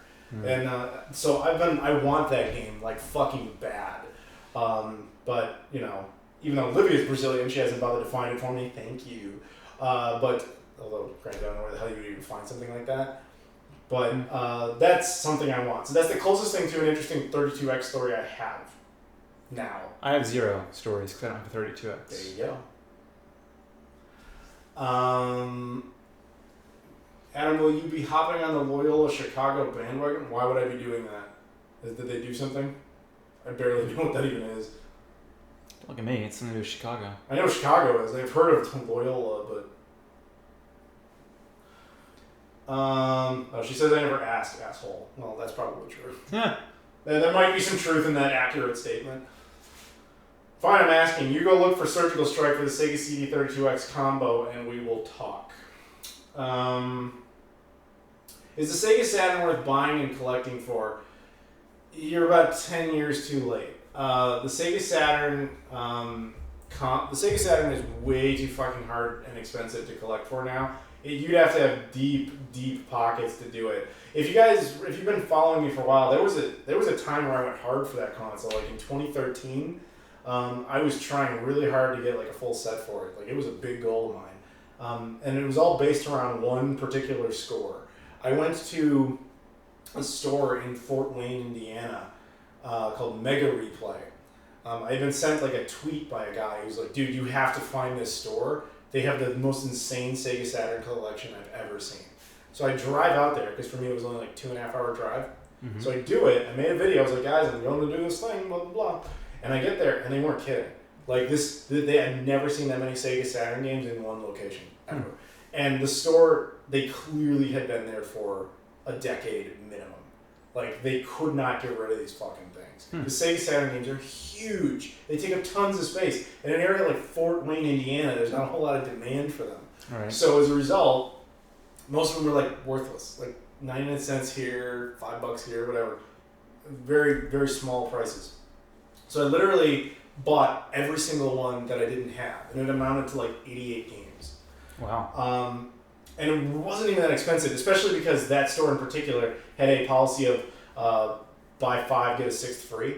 So like you're really like piling on the savings. And then the policy with that is supposed to be that the cheapest of the 6th is the free. So what they were supposed to do was take like all 88 and divide by 6 and then find the cheapest ones at the bottom.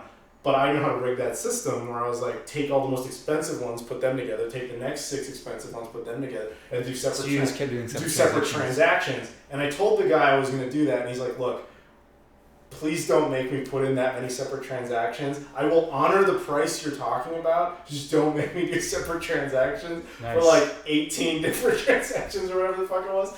And I was like, "All right, as long as you're charging me that amount, that's fine." So like, it really didn't cost me much of anything. So then I make that video, and I come back and I show all that shit, and I was like, "All right, cool." I guess I'm like halfway there, because there's only 244 American games I already had at that point, like 20 of them or something like that. Mm-hmm. So I was like, "Sweet, I got over 100 of them," and I started chipping away a little. And after that, and I was like, "All right, cool, man, I'm gonna do this." And then it got to the point where I just wasn't seeing the damn things anymore, like anywhere. And then it was like, if you want any of them, you gotta go to eBay. Mm-hmm. I got a couple of good scores in that. A fan sent me Saturn Bomberman, which is one of the most expensive ones. Another fan actually sent me Burning Rangers, which is another one of the most expensive ones. I managed to get the Panzer Dragoon games on eBay in a buy it now, all 3 of them, including Saga, for $80. This guy put them up, and I immediately clicked the shit out of that, bought it, done. So I was like, I'm on my way, but then it all dried up. And there's still a whole bunch of them I don't have, and I just never revisited it. There's 32 European exclusives, or at least exclusive in the sense that North America didn't get them. Most of them came out in Japan as well. Mm-hmm. I have 31 of them. There's one missing, which is Mega Man X3, because it's like a $200, $300 game. Wait, on the Saturn? Yeah. No, they made it on the Saturn. Exactly. Huh. And so, but it just got too fucking expensive. So it's like, it's not. Fuck it. Is the only Mega Man game on the Saturn? No, it's the only. There's 3. Mega Man X4 came out here, and Mega Man Saturn. and Mega Man 8. Mega Man 8? Mm-hmm. And it's considered a very good version of it. Oh, interesting. I played all those on the PlayStation, I think. Yeah, most people did. Well, not X3, because X3 was on the Super Nintendo. X3 it was on Saturn, but only in Europe and Japan, probably. Huh. Nice thing new. There you go. Other questions? Not really seeing his kind of comments right now. Yeah, see, as he points out, Saturn or Panzer Dragoon Saga is ridiculous. I've seen it go up to $600 now. Exactly. Problem with a lot of Saturn games like Saga is it's Sega lost the source code to a lot of those. When did that happen? Long time ago. How did that happen? Negligence, incompetence, who the fuck knows? but a lot of the source code for games like that don't exist anymore. So they literally can't even like do an HD remaster or anything like that for it because it's gone. They would have to make it from the ground up, and Sega's not going to do that. I just kind of opened it already, but let's do an unboxing of this thing. So I open it. This is the one game I think they released. And inside we got a booklet with stickers at the back, I think. Wait, other way. There we go, this way. Inside it looks like this. You can actually put your console in here. And it has a adapter to flash the firmware. I'm not quite sure. Oh, is it a power? What? What is... Looks like it's a power adapter for USB to... When the upgrade has been completed, please switch the rocket cable from X to C. What? What? Hold on, let me put this down.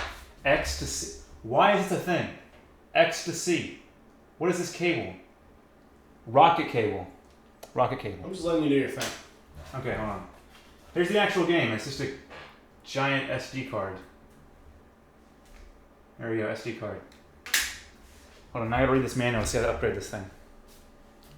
You keep going now. I'm gonna try to upgrade this thing. Alright, you go Live. right. We got a donation again from Lodmud, aka Thomas O'Neill. If you had the power to choose any job working for Sega, what job would you want to have? Is this like a time machine question, or is this like right here and now suddenly I'm put in charge? The job I guess I would have would be to try and get, to be frank, to get more money out of our backlog, because you're never going to make new content, really. Like, Sega's not going to do that. So the best you can do is kind of do fan service versions of it. So I would want to see, I would be the guy pushing to try and re-release in some capacity a lot of our previous content in a better way. So for example, people have a lot of demand for Sega Saturn stuff. Well, you can't do most of them because you can't, the source code's gone. So the logical follow-up to that is to build some sort of competent Sega Saturn emulator that you can run on the Xbox One, PS4, or PC, that you can then sell some sort of Sega Saturn collection on. And you can use the Sega Genesis collection type of logic of like, hey, look, make it look like it's running on a Sega Saturn, because it fucking is, because you don't have the source code. And then essentially just run the ISOs through that. And that would be what I would want to see. I would be the guy pushing to, like, there's a lot of our history, gaming history, that people really want to get access to. So while we can't do it the way we'd like, let's almost present that like that's part of the charm of it, is that, hey, look, it's like it's an actual Sega Saturn. That's probably where my first goal would be. So I guess the answer to that question is my job would be the guy who's trying to get more money out of our history, but not just by selling goddamn Genesis flashbacks over and over again. Okay. There you go. Yes. This is so weird. Thank you, Lodmod, for the donation. It says to refer to an upgrade manual, but there's no upgrade manual. Unless it's on the game itself. It's called Google. Oh no, let me just put this game in there. Or game card, I don't even know. What am I doing? Hey, well, listen to this. Listen to how ridiculous this is. Apparently, I guess they didn't allow saving on the games, because they say game saving functionality will become available for all games except Ninja Masters after the firmware has been upgraded. So does that mean you couldn't even save the game when you were on this before? Neo Geo X is a piece of shit. That's so silly. Alright, hold on. Now I gotta try this. I'm gonna take the game card out. We got a question for you. This is another donation from Lodmod, actually. Okay. Who says, this donation should go to Chip. Chip, what job at Sega would you choose if you were there when your co-workers with Adam at Sega? I was co-workers, so I was on even playing field with you. I don't know, I guess so. What did you say you wanted to do again? Why do I even answer? I was trying to upgrade this console. I was the one who said I would want to do more with Sega's history to make money, but basically doing like Saturn collections and stuff. So you're doing modern. Like just forget my answer. What are you doing? I mean, is this going to be modern, or is this back when they were... No, now. Today, Sega employs you. Facebook fires your ass. And I get employed by Facebook. Sega's the only place hiring. Don't they make pachinko machines or something? You can do whatever the fuck you want, son. It's what you want to do. You magically have the power to do anything over at Sega. What are you doing?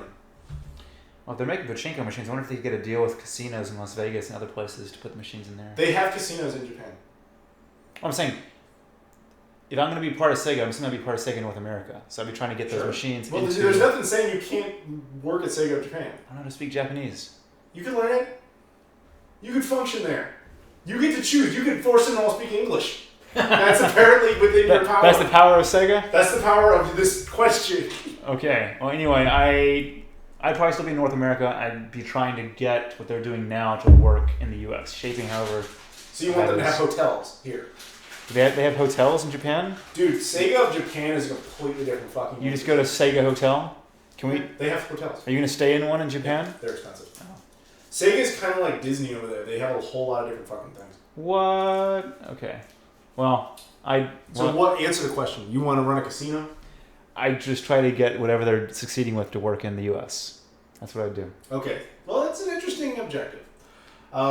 Okay, thank you very much, Lodmont. Some super chats from Luis Hurtado. Owen Burris asks, do you prefer Fortnite or PUBG? I don't play either because I don't PC game. Although I believe both have console versions now. I don't know what those are. They're games. Fortnite is a game. I mean, I don't know what the fuck to describe it. It's like third-person shooter games that are online dependent. Okay. Fortnite has a PS4 and Xbox One version. I believe PUBG currently is exclusively on Xbox One. We're saying console versions. Obviously, they're both PC games originally. But, yeah, no, to be honest with you, I've never played either. I think just by appearance sake, because I've seen people play it, especially my friend Aaron, who plays it all the time. PUBG, to me, strikes me as a game I would enjoy more. But, yeah, I have not actually picked up a controller and played either of them, so there you go. Thank you very much, Luis, and thank you to Owen. Rob Janos also super chats and says, have you seen the Bahar Bros console as Game Gear? Yes, actually. There was a long time ago when they set that up, they said they were going to send me one, but it never happened. But at the same time, I'm like, it's fine. Like, I don't know when the hell I would have done a video on it anyway, and whatever. But if that ever comes through, if that ever ends up being a thing, where they actually do send it, I obviously will do a video for you guys, and you guys can see how that works. Because from what I read about it, it's pretty cool. Like you've seen the Bahar Bros works. Like they make those like VGA boxes and the HDMI boxes for the Dreamcast. Mm-hmm. They have this like style of like taking a motherboard and just kind of sticking it between two pieces of like transparent plastic and then holding it together with like 4 screws around it. Mm-hmm. They kind of did the same thing with the Game Gear, but they consoleized it as like RGB out and stuff, and it looks really fucking cool. You wouldn't know it to be a Game Gear just by looking at it. It doesn't look anything like one, but it plays Game Gear games. But yeah, I'd love to get my hands on one. So yeah, thank you very much to Rob. We also got a donation over here on PayPal. Let me address that. And yes, I said my friend Aaron, but I should have said the fucking Yon Devil, which is what I actually call him. Aaron's evil. So much love. Fuck Aaron. So much love. Richard Reese donates. He says, FYI, Simpsons came in 2P or 4P. Oh, he's talking about the Simpsons arcade game. You can choose your character. On 4-player, you played the character attached to that controller. Keep up the good work. Well, that's good to know. I did not know that. I've never seen the 2-player one. Yeah, I don't remember ever seeing a 2-player version of that. But that's because I always usually played it in places like Chuck E. Cheese or some shit. Never been to Chuck E. Cheese. What did you do? I punched bears. That makes a lot more sense. Yeah, punching bears is what you did growing up. Growing up in Texas. I didn't grow up in Texas. I know, but it doesn't work with the joke. Okay. You just gotta go with it. I'm gonna go with it. Speaking of going with it, I'm gonna try to upgrade this console now. Oh, you have fun with that. Okay. So thank you very much for that, Richard. I don't know if I can actually turn this on while it's charging. I don't know. I don't know if you can turn it on. The thing's a piece of shit. Like, I would expect it to brick itself by turning it on. The on button does nothing on this. Even though it's charging, you get a little battery indicator. I can't show it, it's too hard. Yes, we are currently in Austin, Texas. That is correct. It's doing that thing. Little battery. Sweet.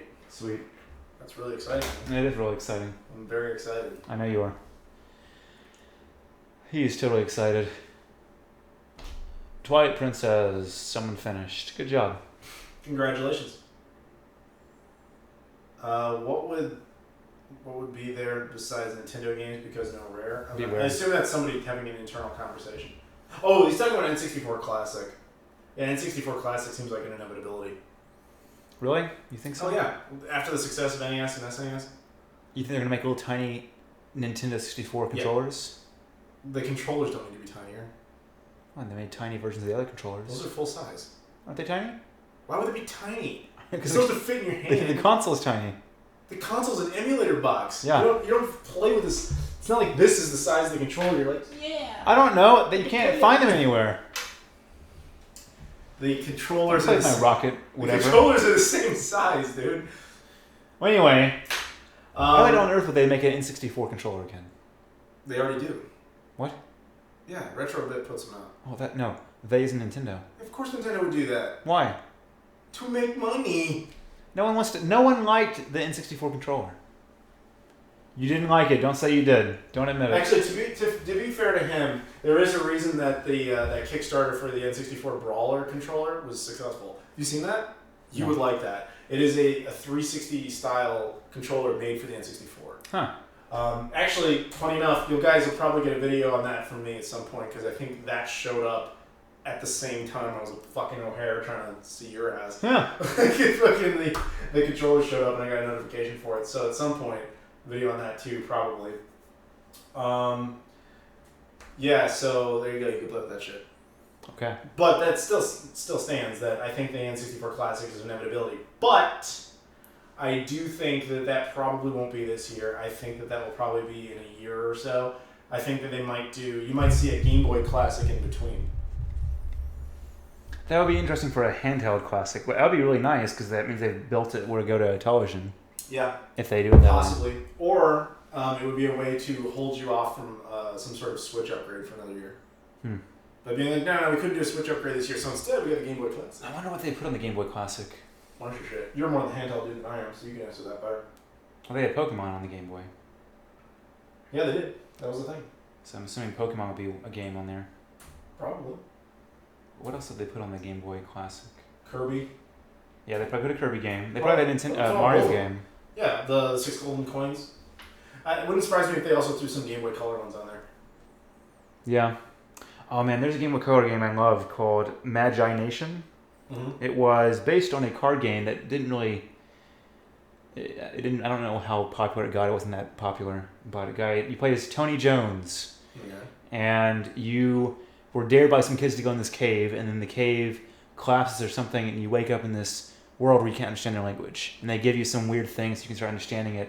But you're going around collecting, I don't know if it was spirit beasts or whatever you're collecting, which are basically the monsters on the cards, and you're trying to stop these shadow geysers from appearing in the world to destroy it, or something like that. It was very interesting. It was interesting because there are a couple of monsters that you could not get, even though they had these points you had to collect to get them, because there was a bug in a game, or the game never got finished, where they just didn't have the monsters appear. It's fun. I like that game a lot for the Game Boy Color. There you go. Magi Nation. It's a fun game. Okay. Do I want to talk to Shane? I'm not calling Shane.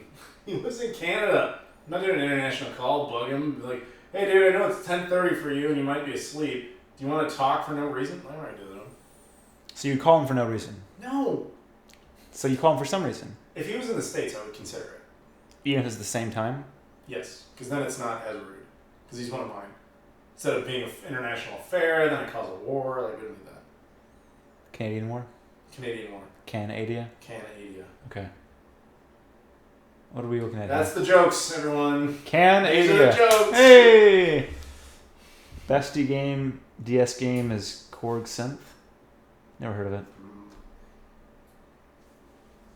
Super Mario Is Land. this still going? Dude, yes, it is. This is not that long for me. We're only 2.5 hours in. It's pretty long for me. For him, this is much longer than he wanted to go. So we might. I didn't say that, in. but you said you want to do 2 hours, man. I said like 2 to 3. Okay, so maybe 3 hours is our max. It'll become 4, and then 5, and then 6, and then 7. No, that only happens to me. Yeah. I don't even have coffee up here other than. Well, no, I do. Never mind. Oh, I don't have hot coffee. I just have these like Starbucks shot things. Can brew your coffee downstairs. Fuck that. That's cheating. Yeah. Someone's birthday. Carlos, happy birthday. Happy birthday, Carlos. The best DS game is Shrek for Xbox. Sure, whatever. I wonder how much that costs. That doesn't make sense. call Aaron. I'm not calling Aaron. He's actually at Gary Con in Wisconsin. Who is Gary? I don't know. Who is Gary? Gary. Isn't it Gary Gygax, the guy who did Dungeons and Dragons? Oh, maybe. There you go. You said it's a board game style thing, right? Dungeons and Dragons. Just D&D? It's kind of its focus. Okay. I think that's what they're doing. Let's see if I can upgrade this console yet. Alright, have fun. Let's see if it turns on. Oh, it does! You have to unplug the power to turn it on. It's a piece of shit! That's amazing. What kind of stupid handheld is like, you have to unplug it to use it? That is amazing. I don't have Can you imagine if your phone worked like that? Yeah, you can't use me and charge me at the same time. I swear to God, I'm not a piece of shit. Oh, wait. Oh, man. Okay, so it's booting up. It's just going to say Neo Geo. It went away. Oh, now it's booting. Look at that Neo Geo X logo. Oh, baby. S and K. This thing is so bad. Hey, look. Okay, now we've got... Oh, 10%. Please charge me is what it's telling me now. Wait, no, it went away. Wait, it's going to say it again. Ready?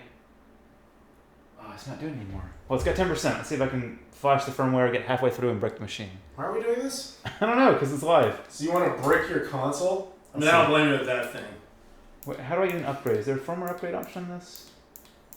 Yeah, I think Gary Gygax is dead, but I don't think he runs it since he's, dead. But I think it's in his honor. I don't... What? How do I... There's an NTSC and PAL option. I don't understand. What does this cable do? The fuck am I What does this rocket cable do? I don't understand. What is the C and the X? There's no upgrade manual. What? Give me this. Dork. Alright, so check this out. You plug this in to USB. Okay. So this has some sort of adapter. When the upgrade has been completed, please switch the rocket cable from X to C. So it's X. Did you connect it to something? I don't want to connect it yet. What if it breaks? That's the power supply? Yeah. Okay, where do you usually power it? I forgot. You get the micro USB right there. So that's how you usually power this shit? Oh no, it usually goes in this box, but the box didn't do anything. Well, duh, give me the cable. No, I'm not going to plug it in. Why? That's the whole point. It's going to brick it. Fine, fucking brick this piece of shit. I want to find an upgrade manual. Why does plugging it into an electrical outlet brick it? That's a piece of shit design. I don't understand why you can't have it powered into... Why is the volume down here? Oh, there's contrast options. Wait, no, this is brightness. I'm going to turn it off now. I need to find the upgrade manual. I don't know where that is. God. Let's see. We got a donation from Lodmon again, Thomas O'Neill. Hey Adam, how is the Sonic movie able to be successful? What kind of storyline would you write for Sonic to coexist in a live action world? I never said it was going to be successful. I guess in theory you could make a good kid-friendly animated Sonic movie and make money out of it. But to take that concept seriously is not... What's the question? I didn't listen at all. Repeat the question. I heard Sonic and cartoon or something. There's only so much, man. Lodmont asked, how is the Sonic movie going to be successful and what kind of storyline would we do with it? Oh. And as I was saying, I'm not sure it can be successful unless it was kind of a kid-friendly movie. I mean, you could just make it... but that wouldn't be a good movie necessarily. But I think that would be the best financial bet. A good movie would be a tad difficult to get a plausible Sonic is in the real world type of movie because that concept really doesn't work. You get away with it in something like Sonic Adventure because it's just so campy that it's fine. But when you take it too seriously, like Sonic 06 did, you're like, this is just fucked up. I remember the TV show I liked watching, which is this... Sonic Saturn. Yeah. Yeah, Sonic Saturn did it the best, where they basically took the concept that Sonic, despite being a hedgehog, which is obviously an animal that lives on Earth, we just kind of say this is a whole different planet called Mobius with a bunch of self-aware animal-like entities that are all basically fighting for their existence against, essentially, he's not an invader, although they imply that he is, but he's actually a former general, which would be Robotnik. Yep. I like the idea, if I were to do it, I would do very similar, but rather than him being some former general, I would have them be almost a tribal, like Mobius, where all the animals live, would be a very tribal type of culture where they're animals, they're smart, but they're kind of like the equivalent of human beings in the Roman era. Not that great. And then Robotnik is essentially a human being from Earth, but when we have Avatar level technology. And he successfully conquers their planet like pretty fucking handedly, much like he does in all the video games. And much like that show, they would be like a ragtag group of survivors. Rebels. Essentially, yes. And they're essentially causing him damage and destroying his infrastructure, but never really winning. And in the end, they would probably win some kind of battle but lose the war type of... So you make it darker? Of course. Because, I mean, Sonic's storyline is compatible with that concept. Sonic Saturn improved it, but I would take it to the next level on that. It's a shame they ended the... Well, I think they continued the TV show in the comics, but the TV show ended in a cliffhanger. Yeah, the TV show ended, yeah. Well, I don't know if it was a cliffhanger so much as an unsatisfactory ending. No, well, it was the lab exploded and you didn't know what happened. Yeah, exactly. Or something. Unsatisfactory ending. But the comic continued it, so I would say that it was a cliffhanger then. There you go. Hopefully that answers your question. Derek Lasaga super chatted. Do you think a company... Well, first of all, thank you for the super chat. Also, thank you to Lodmont. Derek Lasaga says, do you think a company will release a range of extenders for the Wii U gamepad? Also, I wonder why the Wii U did not support GameCube games the Wii did. Okay, so first, I don't think anybody's doing anything for the Wii U at this point. Other than Axiom Verge getting possibly a physical release in Europe, nothing else is happening with that platform. So no, I don't see that happening. Maybe some sort of retroactive company might do that later down the line, but I don't even know how you would do that because it's not like the battery where you can just take it out and replace it. I think that's just how it is. So I wouldn't expect that to happen. You'd have to actually build an entirely new gamepad, I assume. As for why it didn't support GameCube, because the Wii did, halfway through the Wii they stripped that out. Oh, I didn't know that. Yeah, so the original launch Wii's had GameCube compatibility built in, but then halfway through it they released a version that couldn't play GameCube games. Then eventually they did the Wii Mini that certainly didn't play them at all. And in the case of this, it just came down to the same thing. It's just a cost-effective measure. Like Nintendo, I'm sure, measured it going into the Wii U, saying like, what's the value of having GameCube compatibility? Is it more than it costs us to have these controller ports? And the simple answer is no, because you're not making any money back on GameCube compatibility. That only appeals to the retro crowd, which they just didn't care enough about. So you can do that sort of through emulation on the Wii U, which is unfortunate because from a Wii U hardware standpoint, the ability to play GameCube games is in there.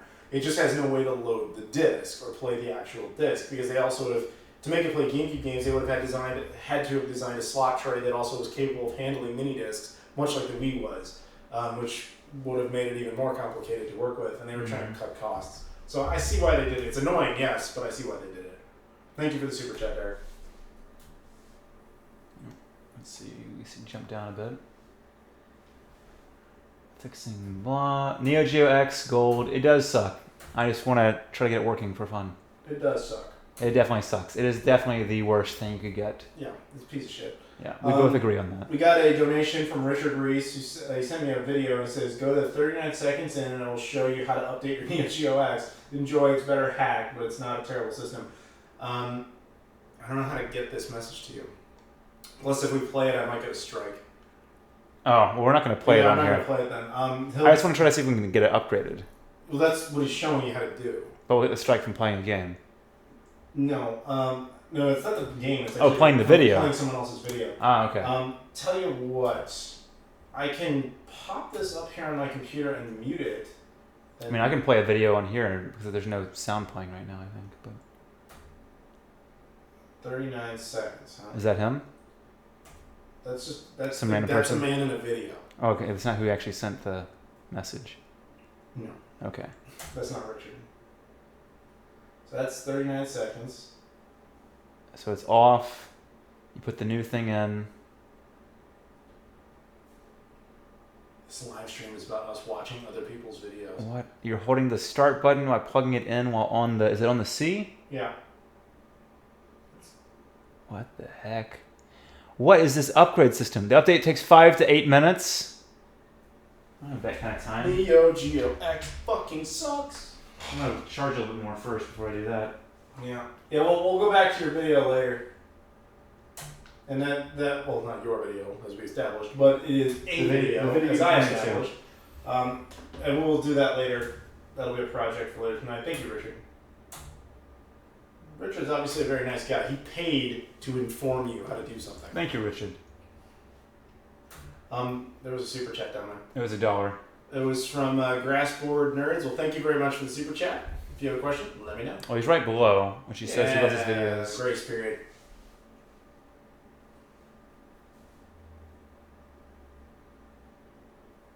Reading other comments here. You gotta pick a question. Why would anyone buy a Neo Geo X? You shouldn't. You shouldn't. You really shouldn't. You really shouldn't. That was the assessment of my video that I did on it years ago. You did a video on it? Yeah, when I got it. I did an unboxing, like a review of it, and my consensus of it was, this is hands down the worst console I've ever had. Now, granted, I'm not like Shane Rerez, who goes out of his way to find intentionally bad consoles, like clone garbage that exists everywhere, like the wireless Air 360 bullshit, things that are meant to confuse children and like parents who don't know anything about video games. Mm-hmm. But this was meant to actually be a legitimate product, and that's part of what pissed me off so much about it.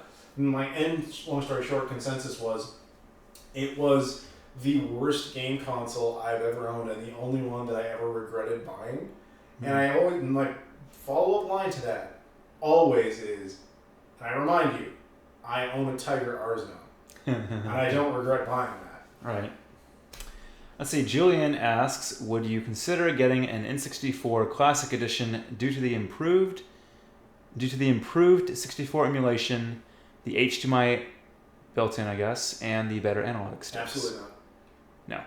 No. Zero. No. I would get, I'd rather get an HDMI modified N64. It's totally a thing. So no, I wouldn't care about that. I don't like little emulator boxes. Though I will credit the SNES Classic with the fact that it gave us the official release of Star Fox 2, which can actually be put onto SNES cartridges and played on SNES hardware. Oh. Yeah, they did that like within a day. The communities were able to do that. In fact, a buddy of mine named Jake, who's one of the guys who runs the Missouri Game Con, which hopefully I'll be at this year, he was like, when you're in Japan, round up a bunch of copies of this, I think it's a game called Dirt Tracks. It's for Super Famicom. It used the same chip that you need to make carts of Star Fox 2. So he's like, find that. So I kept finding it because it's worthless over there. It's like a 100 yen game, which is like $1. So I found like 8 copies of it. And I brought it back, and next time I see him, I'm just going to give it to him. Yeah. And then he's going to make me one copy, and then he's going to do whatever the fuck he wants to do with the rest.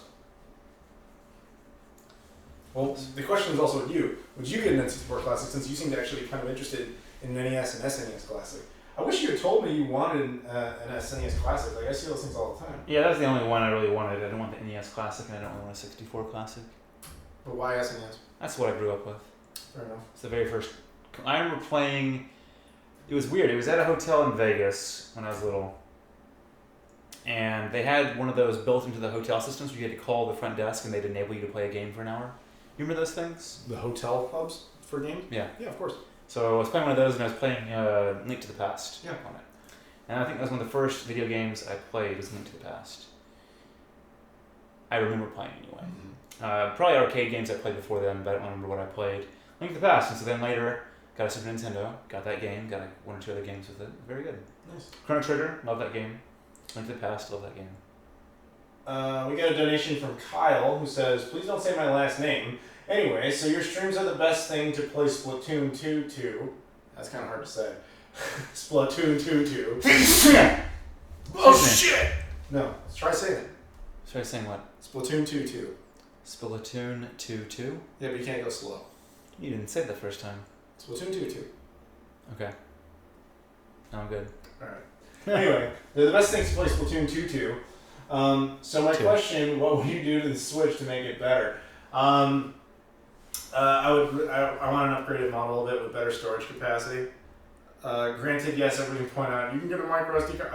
It's not like I don't fucking know that. Like, I've had the card there since day one. But like, really just have that on board would be great. I also would like a version that doesn't bend. That would be nice. That would be nice. It would be nice. I would like it personally if Nintendo was... I mean, I know it's unfair to hold them to this because Microsoft and Sony don't do this, but it would be very nice to have them be more enforcing of not having massive downloads for their content. Yeah. The difference between them is really that storage issue. With Microsoft and Sony, you kind of let it go because they have much greater storage capacity natively. whereas the Switch does not. So saying, okay, 2K, you can make a sports game, but it's fine if it has a 26 gigabyte patch. It's fucking ridiculous. Yeah. So I don't like that. Those are some of the minor improvements I would make. After that, it's just about, honestly, Nintendo's doing a lot right with that thing. And so I would say just like, more content, more games, keep it up. It's really all you can do. I would try to get more developers to put more serious content. Developers. That Developers. is That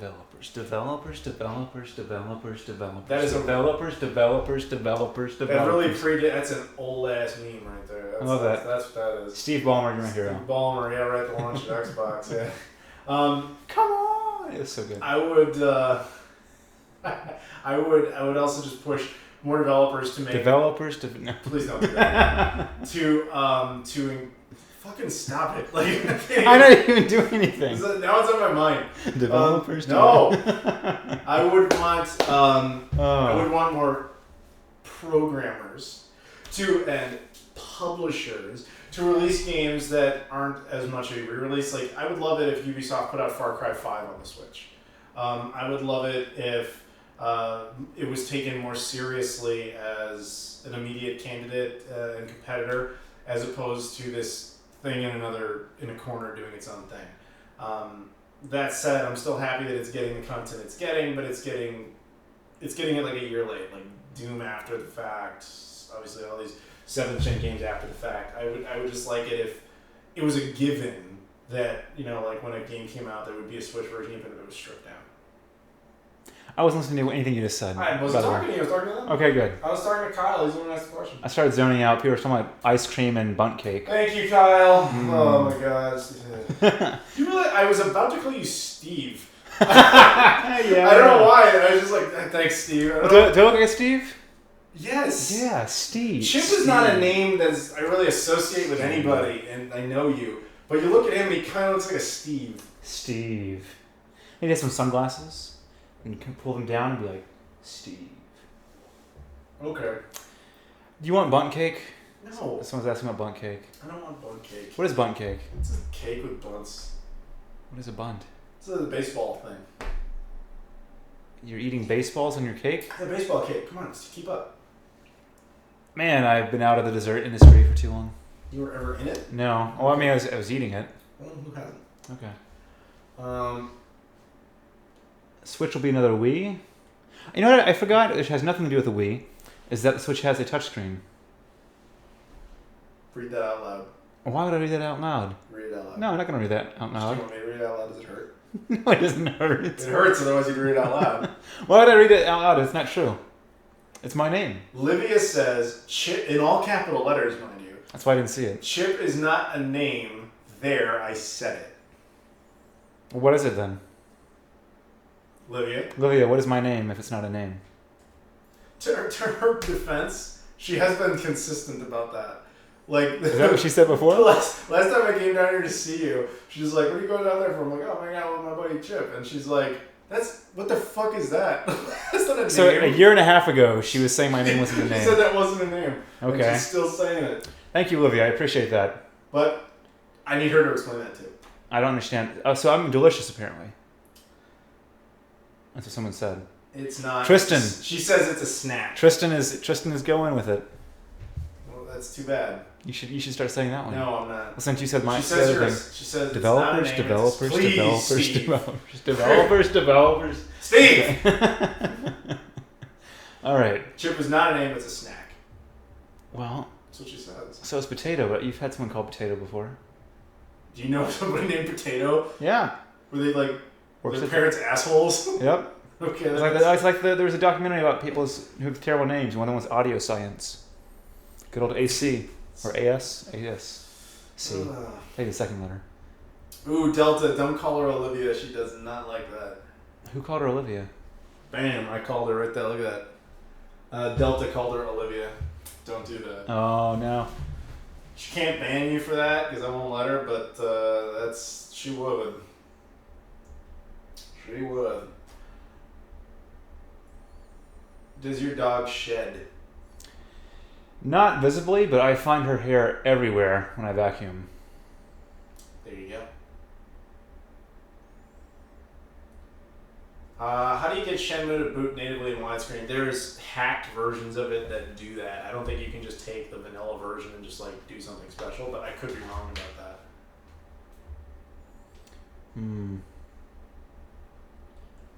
They want you to get help. Well, developers need help. Oh my god, stop it.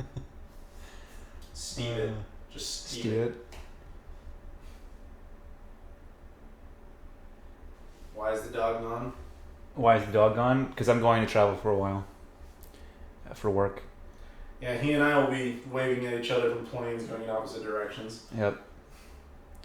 Yeah, he flies almost as much as I do. No, I'm nowhere close to how much you fly. I was fly. just trying to make you feel cool. Oh, thank you. It's hard to run all the cables down to the bat cave. I had cables run down to my den area where the TV is. They do. Yeah, it's really nice. Call Scott the Canadian, apparently. He's Canadian, Tristan. That was the same qualifier that killed it for Shane. Why would that apply to Scott the Utahian? From Utah? Scott the Utahian? What is it for Utah? You have Texan for Texas people. Yeah, some states don't work as well. Yeah, well, what is... like, the only reason I know Illinois is because I live in it, so it's Illini. Right? I've never heard that before. Illini? Yeah. Some states sound dumber than others. What is Michigan? I don't know. Mishai? I think with, like, some states it sounds like funky. Like, Washington is, like, Washingtonians. Some states... That's not too bad. It's fucked up because it's a name. All right, here's a fun fact for my fellow Americans. Do you know that Washington State is the only state named after anything American? I was trying to think through all the states, but there's too many. All the rest are either like British descended things, French descended things. You got Dutch. There's several Dutch ones. Yeah, but American was my point. And, Native American things, but Washington State is the only one named after anything. What is Oregon? Some sort of probably Native American thing. Oregon. In California would be like Hispanic. They all come, and some of those states, and particularly the Southwest, their names came from the fact that Mexico already called them. Washington was like, oh fuck, we need a state named after something American, so they picked the most popular first president, and a man who never stood foot ever in that entire area. What were we talking about again? Washington State. George Washington was never in the state named after him. Oh, I thought you were talking about Mexico. Jesus. I was reading the comments again there. You have a short attention span, Steve. Yep. Shenmue 1 and 2 HD sounds good on Switch. I agree, but I don't think that'll happen. That's another thing, though. I would love it if that was just like, hey, that's just going to be a thing. There are not questions coming in. Guys, girls, everyone, we need questions. What about Florida? I'm pretty sure Florida's it's a Spanish thing. Because it was originally part of Spain. Is this Floridian? Floridian. Yeah, okay. That one I knew.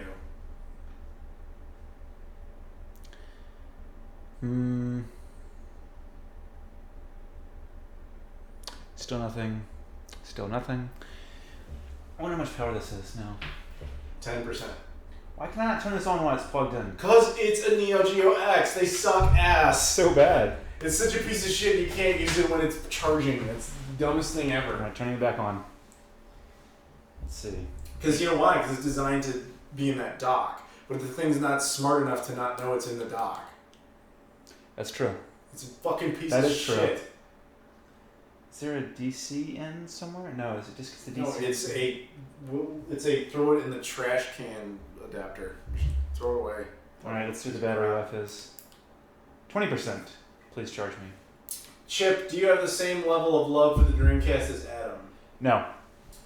There you go. I did not even know it existed until I watched Classic Game Room back in 2008. To be fair, though, he has, after myself, the largest collection of Dreamcast independent games I've ever seen. Yeah, I haven't collected anything for it in a while, though. Yeah, but the thing is, I know a lot of people collect the Dreamcast. Like Scott, the Canadian, who keeps being brought up here, he has a full North American set. But he, even when I was like, what do you want, any of the independent ones? He was just like, no, I don't care. Like, nobody really collects those that I know personally, except for him. Or did. I haven't really clicked any of the new ones in a couple of years. I signed a copy of Zia and the Goddess Princess. That's where you're an NPC in it? Yeah. I signed a copy of that in New York, at Video Games New York. Okay. Yeah, that was like a month ago. So someone just walked up to you and said, sign this game? No. I was in the store, and they actually are one of the few stores that's like licensed to sell the independent games, because they have a deal with certain publishers. So they have a section for it. And I took a photo of it because I was like, and I just tweeted it out to Orion, who's the guy who made that game. And I was like, look, man, the store's selling your stuff. And he knew, because it's licensed.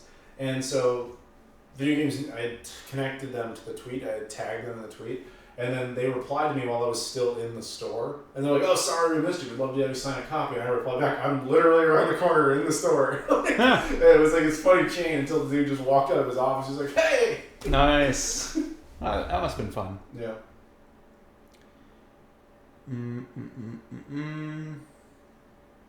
Didn't Classic Gamer move over to some sort of Amazon video? He's on Amazon exclusively now. I could be wrong, but I think that's a condition of monetization with Amazon, is you're not allowed to work with other companies. Well, to be fair, YouTube wasn't really netting him much anymore. Oh, no. Yeah. I can relate. Yeah, it was all Patreon for him. Yeah. And I'm assuming the Patreon was starting to go down a bit, so that's why he had to I'm sure it was. Speaking of which, I have a Patreon, nowhere Hey-o. near as successful as his. But at one point, he was getting like $10,000 a month over there. It's something crazy. Yeah. It was when he first started it went to a really nice high peak, but then it started, you could tell it started going down. I had to drop off when I was changing jobs and all that stuff. So. Yeah, I'm at, my Patreon's at like $300 a month. Yeah, it kind of goes up and down. Yeah, the most it was ever at was like $650. But now it's at like the lowest it's been. It's probably from rimming myself at one point. Oh yeah, it was basically YouTube combined. But now it's at like $300. How are my shoes? My shoes are fine. What do you guys think about Spider-Man PS4? Is there a PS4 Spider-Man movie? Or a game? There's one coming up, yeah. Okay. It's a big Sony entity. I don't have much of an opinion on it yet because I haven't seen much of the material for it since the last thing they put out, which was a while ago. I've not seen anything. Yeah. I don't watch TV. There's a lot. I mean, I have no real reason to be excited about that over any other Spider-Man game yet. But it could be because I'm missing something. There's a question about video game collectors. Sure. Rather than asking what they're going to ask, let's ask something else. Video game collectors, who would you be interested in following if you're going to watch video game collectors on YouTube? Wait, what? If you're going to watch people on YouTube that collect video games, who would you watch? You mean like people I already do? Oh, okay, then list them. You're basically just asking me which YouTubers I watch. Oh, is that all you watch, or video game collectors? No, but I mean, if you're asking, that's essentially the same question. No, it's more specific.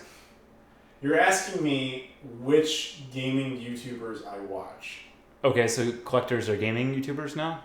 No, YouTubers who... How am I supposed to know about some dude being a collector if he doesn't have a YouTube channel or advertise it? That's not what I was saying, but anyway. Exactly, so the only ones I'm going to know are already List top two. Top two? Top two. To be honest, most of my favorites aren't active anymore. Okay, so what were they? MN12 Bird was my favorite. Okay. And he's not active anymore.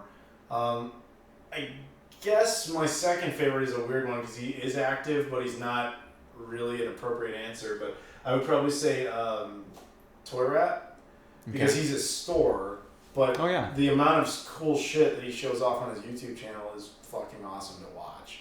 Okay, so there you go. There's two. Saw a couple of questions in there that I thought were pretty good. If I could find them. Well, we've gone past the Spider-Man thing. Oh, here we go. All right. Luis says, "Can you get me a cheap console from Japan, Adam? I'll pay." What do you want, Luis? Hit me up on the Discord. Limited edition Dreamcast for Shenmue 3. I can't imagine they would do that. Maybe they'd make a little figurine, like a Dreamcast. They're already making figurines, but the thing is, Sega has nothing to do with that game. They own the license to the franchise, but that's it. They just basically let Yu Suzuki make it. Did the Dreamcast show up in Shenmue, the game? No, Saturn did. Saturn did? Yeah. It's in Ryo's house.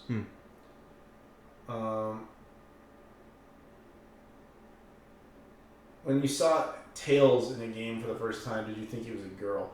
No, because the first time I saw him was Sonic 2, and Sonic 2 was pretty much the same time when I even got a Genesis. Actually, yes, Sonic 2 came out in like 92, 93? I don't remember. I think it was around, I can't imagine I even had much of a thought about him. It's a Fox thing with multiple tails. You make less content these days, probably why your Patreon has gone down. I've pretty much been consistent about doing like 5-6 videos a month. I don't really fall back on that very often. Granted, I do, that does include a live show once per month and the podcast. I was about to say, because you start doing the live shows more often. Yeah, I do it once a month now.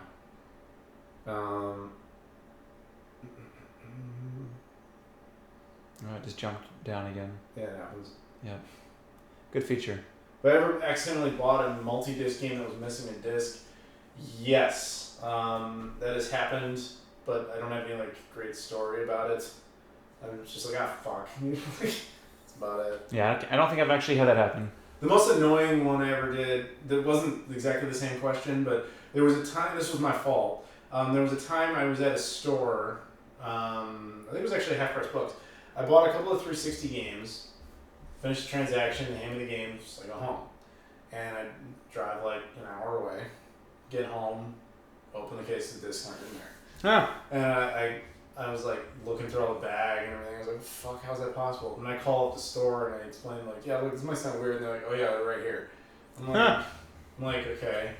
I'm like, so you guys I was kind of pissed off because that was like totally their fault for not putting them in there. It was my fault for not checking. That's not really shouldn't be on me. Like, so I didn't say anything, but I kind of assumed when I went to pick them up that they'd like give me like a coupon or something because Half Price Books is usually kind of good about that. But in that case, they were like, oh yeah, here you go.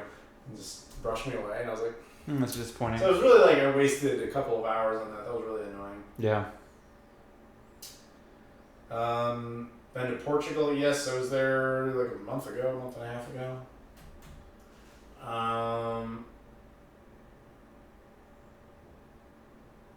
Reading the comments, there are not really any questions again.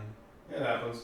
Need more questions. It's gotten to the point where more people are interested in talking to Olivia than they are talking to us. Yeah, that shows the quality of this stream. Thanks. Yeah. Fucking Steve. Just because I'm in it. Yeah. Because I keep trying the Neo Geo X, that's what the problem is. Yeah, it's really, nobody wants to see that thing, man. Nobody cares about the Neo Geo X. Actually, did it freeze or something? No, it's still going. Oh, there you go. Yeah, see. Yeah, the chat has stopped because people just stopped commenting. Yep. Oh, that's sad. I mean, I could ask you questions again. No, maybe it's time to end it. Let's see, what time is it? We've been doing it for it's been for over 3 hours. So let's give, what's it, the lightning round you call it? Power round? Power round. But lightning round, whatever the fuck doesn't matter. Lightning power. Power lightning. Lightning. Thoughts on the HDMI cable for OG Xbox? Already talked about that. Long story short, I'd have to try it, but I kind of think it's just a component adapter, so I'm not that excited about it. I want to see a more dedicated version, not just a pass-through thing. Favorite Nintendo console? Super Nintendo? Ooh, Super Nintendo is good. I think PlayStation is my favorite because I have a lot of RPGs. Favorite Nintendo console. Oh, I wasn't listening to the question. Unless you're talking about Terry Diebold's Nintendo PlayStation. That's a nice That's true. That's nice loophole. Oh yeah, Super Nintendo is my favorite console then. From there's some other questions that I missed here. Favorite system to collect? Currently or ever? Currently, still OG Xbox. Ever Dreamcast. Yeah, mine is still PlayStation because there are a lot of good games, nostalgia-wise. I just got the games I like to play. Super Nintendo is good too. Have other portable systems. I got most of the Neo Geo Pocket games. Those were fun. Let's see. Would you ever make a movie with me in it? Or just a movie with me? I mean, we made this. This is a movie. This is the length of a movie. Yeah. Why is there a monitor sitting in the background on a shelf? That's one of my hardware monitors. I use it when I'm testing out hardware and stuff. I just need a spare monitor to do that. Also, it goes to some of my servers and I need to plug in a VGA cable. I've got servers over that way. Whoops, lost some stuff.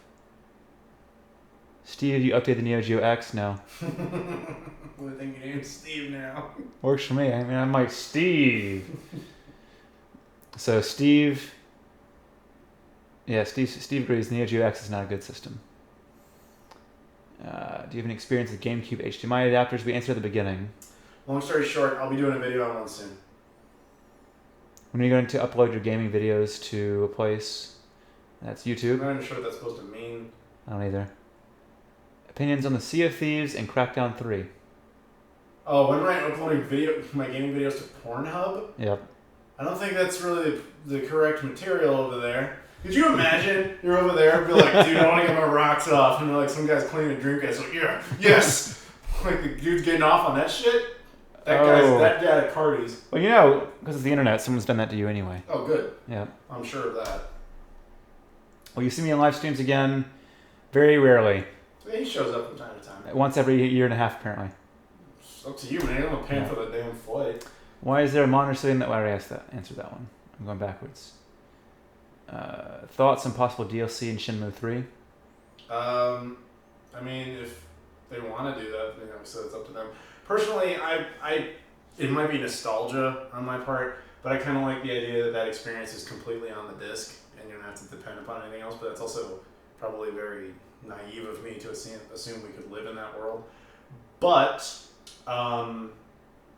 there was a lot of content I know that they wanted made for that they didn't get funding for. So if actually selling the game gets that funding, then great. But at the same time, I would hate to think that essential elements of the game were not there simply for DLC purposes. Mm-hmm. Let's see. Will I ever return to the podcast? Probably not. Windows gaming, collecting become unhealthy. Where do you draw the line? The second you start, it's like smoking. Yep. I'm not even looking. Adam, do you mod any of your consoles? I get them modded. I don't do it myself. Or do you like them as is? Do you prefer modded, or you sure you prefer things like HDMI mods or whatever? Yeah. Modifications are great as long as they make some sense. Mm-hmm. Like, I'm not all about like, oh, you have to put an LED mod in it just because fucking it's cool, it's pretty. I don't care about that shit. It needs to have a purpose.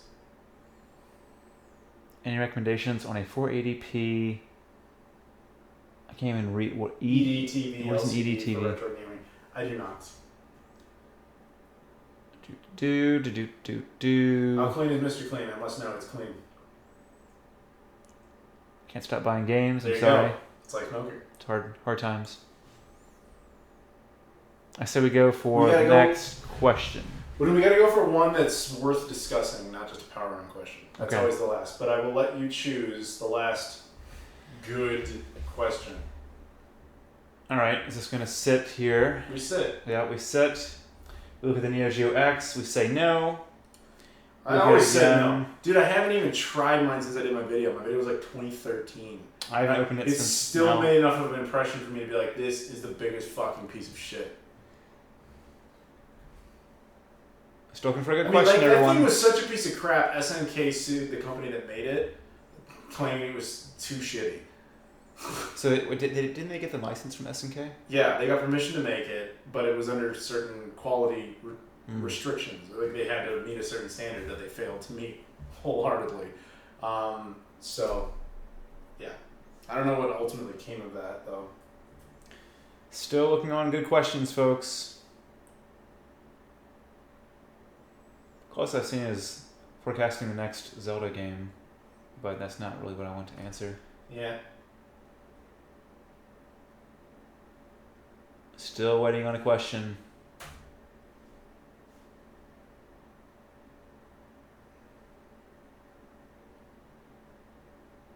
Oh, that one's good enough. Hang on. Oh, did you get a donation? We did, I think, this is new. Yeah, this is one from Kyle again. He says, I know you don't drink, Adam, but does Chip, and if so, what's your poison? Thank you for the donation, Kyle. No, Kyle, I don't drink either. And there you go. There you go. So that's not our final. We still have one. Yeah, Right. I guess that's the exception. You can still do super chats or donations. But that's dangerous. Cause yeah, we it do is. But, you know, we're here for the moment. Let's see. There was one that I thought was good enough. If I don't see No, I don't want good enough. I want good. It's got to go out on good. Okay. Is your monitor, like, dying as we look at it? Oh, and I make it change colors to annoy you. Why would you do that? It's just, like, orange and shitty. Yep. The goal is to make it more and more orange. It just looks stupid. It's just going to slowly get more orange to bother you. It doesn't bother me. I feel bad. It's like your monitor sucks. It's on purpose. I hope not. That's shit. No, it's on purpose. Yeah. Duck boat's not a thing. I don't know. You do you. Still waiting on a good question. This is the guy who went off about developers for like 20 minutes. He's not that hard to impress. You gotta come up with something here. But I gotta give him carte blanche. He's gotta pick it. Still waiting. Do you think? Nope. This is an unfair question, but I'm gonna ask it. But even this won't be the final one. What is your favorite non-USA console? Well, that would be the vast majority of them because most of them are Japanese. Yep. I mean, to think In of fact, the only good ones that were American is really the Xbox line. Oh, Atari. Yeah, Atari 2600. Yeah, that's kind of classic.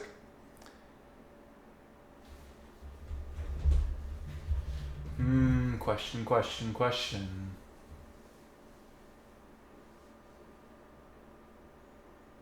People are trying to get all like philosophical by being like, "What is a good question?" Yeah. Because that in of itself is a question. A good question is one that is a bit different to think about and has enough depth for us to have a conversation. I want to give a shout out here to my buddy, it says Steele's father, but that's my buddy Fox. And the reason he says favorite Japanese dog snack. So this is just a story while Chip waits for a question, because Chip's not going to pay attention to this story. No matter how much I tell it directly to his face, he's not going to pay attention to me. What was the question? Exactly. So when I was hanging out with him in Japan, he had this idea that I pick up a bag of dog food, Japanese dog food, and bring it back and feed it to our friend Emery on Game Society. And so we did exactly that, and we included it in a short film we did based on 7 Days to Die, like the video game series. We did a live action episode where they're finding food, and one thing they find is this snack treat. And Emery actually ate it, having no idea that it was dog food. And he's eating it, he's like, "Oh, this tastes like shit, what is this?" And then in the scene, Aaron, who knew that it was dog food, just says like, "Oh, it's dog food." And he's like, "What?" And he's like, "No, it's really dog food." And he spits it out and he gets all fucking pissed off. It was great. So that was a combined idea from myself and Fox. Fox Studio? Just Fox Studio? Just find a question. They made some animated films at one point, didn't they? Was Fox Studio the one that made Anastasia. No, was it Titans AE? Titan AE. Yeah. Okay. Was it singular or plural? Titan AE. Okay. You're thinking of Attack of the Titans. No, I was thinking of Titan AE. Titan AE.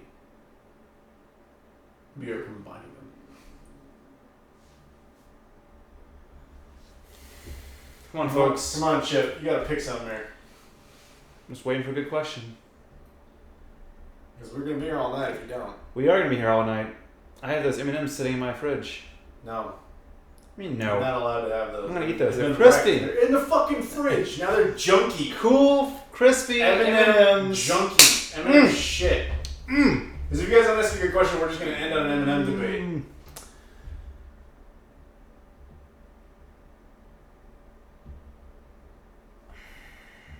I'm still reading the questions. This man is not easily impressed. Oh look, Megan's here.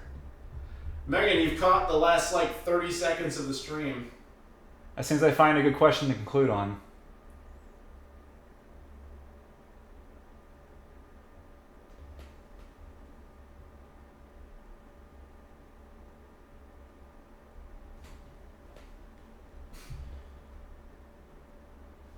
I like that question. Damn, Chip, are you just picky about everything? No, he's not. I guess I want to do this one but have a spin on it. So okay. Cola's team asked the question of, do you think games of this generation, depending on the internet, will be preserved and playable in the future? And I want to have that, so we'll give those thoughts. Yes. And then I want to go into discussion based on what you think.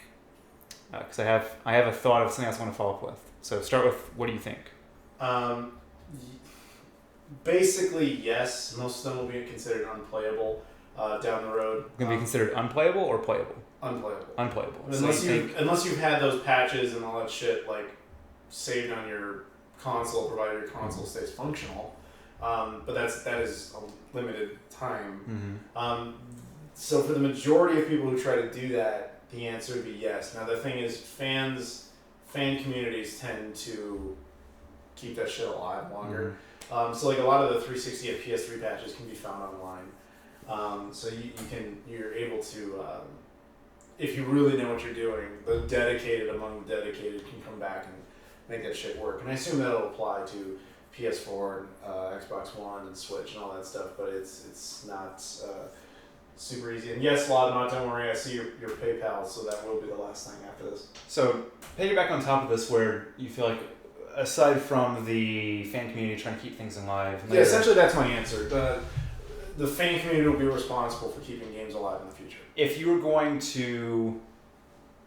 it's kind of like that Sega, if you're going to have a position in Sega, if you're going to have a position in one of these console makers for the future, and you're regardless of revenue or anything else, your goal was to, with the future in mind, how things are progressing in mind, make it such that people that have the system will be able to play the games in the future. Not have this kind of problem. You're asking me, if I understand your question or your statement correctly, you're asking, is it possible for an entity like Sega to create a position where they somehow maintain online patches and content for other companies' games? That, or it's unrelated to Sega. I was just bringing that as an example. So like that's company X.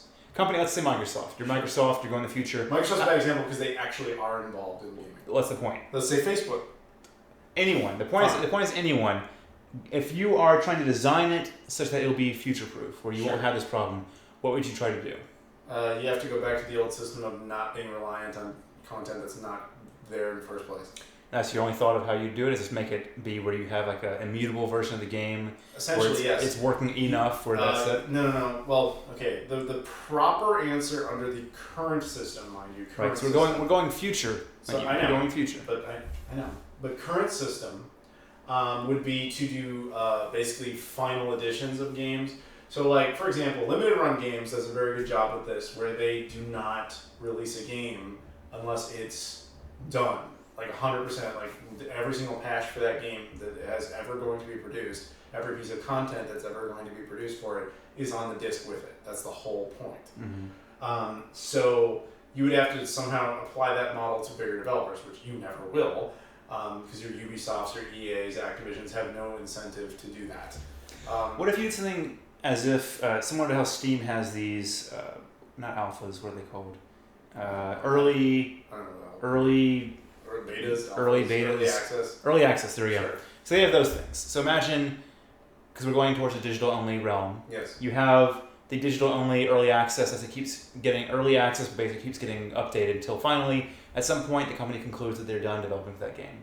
Mm-hmm. And then at that point, you as the main owner of the system could then produce a physical copy that contains the whole thing. So you essentially, let's just use a 90s type of concept here. But you're essentially saying, okay, I have a CD burner attached to my console that now lets me replicate the final version of the game. Yes, but you're not letting the people do it. The company itself will just, once they've concluded a couple years later, they just have a system where they make the game and sell a copy that's the physical one. That's essentially what I'm saying, that you do the limited run games model. Yes. But I'm also saying that major companies will fucking never do that. The company's making the game. Some of them do that in a very limited capacity. Some of them give you the DLC disc edition. That was more common last generation, not so much this generation. But some of them do that, and some of them, when they do like the greatest hits version, will have patches included in the disc. But even then, it's never really there. Think of it as if it's a collector's edition, because don't collector's editions normally sell pretty well and make a good profit? They must. They wouldn't keep doing it. Right. So imagine it that way, where you have a limited run of the physical version that's as if it's a collector's edition. Okay, but each game. But the thing is, that would have to be done well after the game's existence, and that won't work because people are tired of the game. Because people don't care. Okay. Like if Ubisoft put out another copy of Far Cry 4 right now, nobody would give a fuck. What about things like Game of the Year edition that you see come out? Yeah, that's the really rare exception. But even those are not finished. Like Game of the Year Skyrim, for example, still had patches. Yeah, I mean that's my point is, we're never going back to that. And the only way to do anything like that, the only company I know of that does that is Limited Run Games.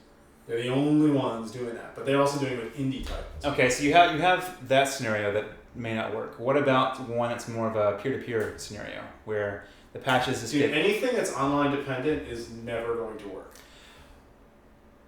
Online dependent where it's a centralized system, I agree. If it's distributed, I'm not quite so sure.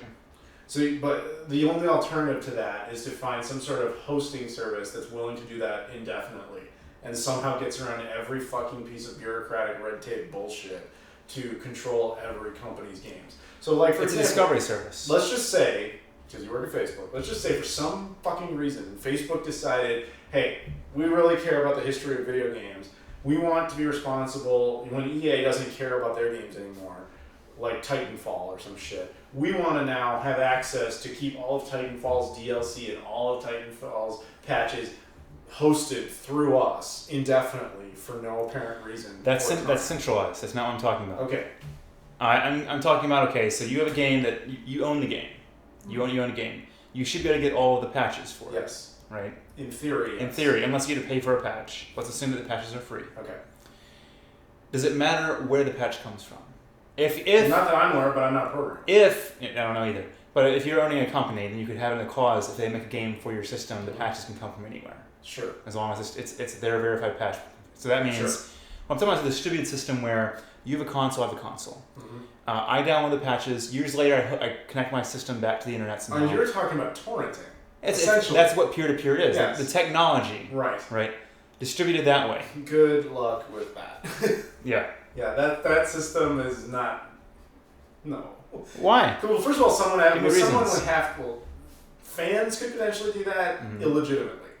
To have a system in place where you get Microsoft, for example, to say, we've updated all Xbox content, we're going to now allow anybody who connects to an Xbox 360 to connect to everybody else's 360 to share patches because we don't want to be responsible for it. Mm-hmm. I can't see them ever endorsing that or being responsible for that.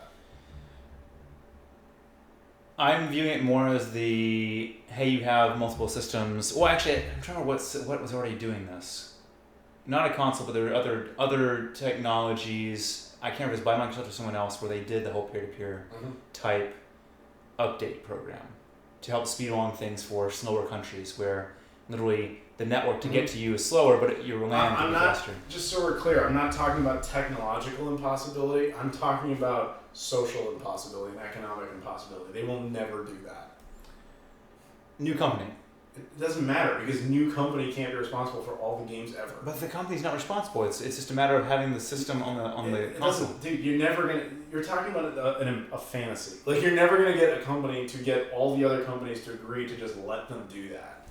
If they build it into the requirement where you cannot make a game for the system unless you agree. Yeah, but you're also talking about beyond a certain point. I think the question originally pertains to things that exist now. Well, I'm not talking about... my question was framing about the future.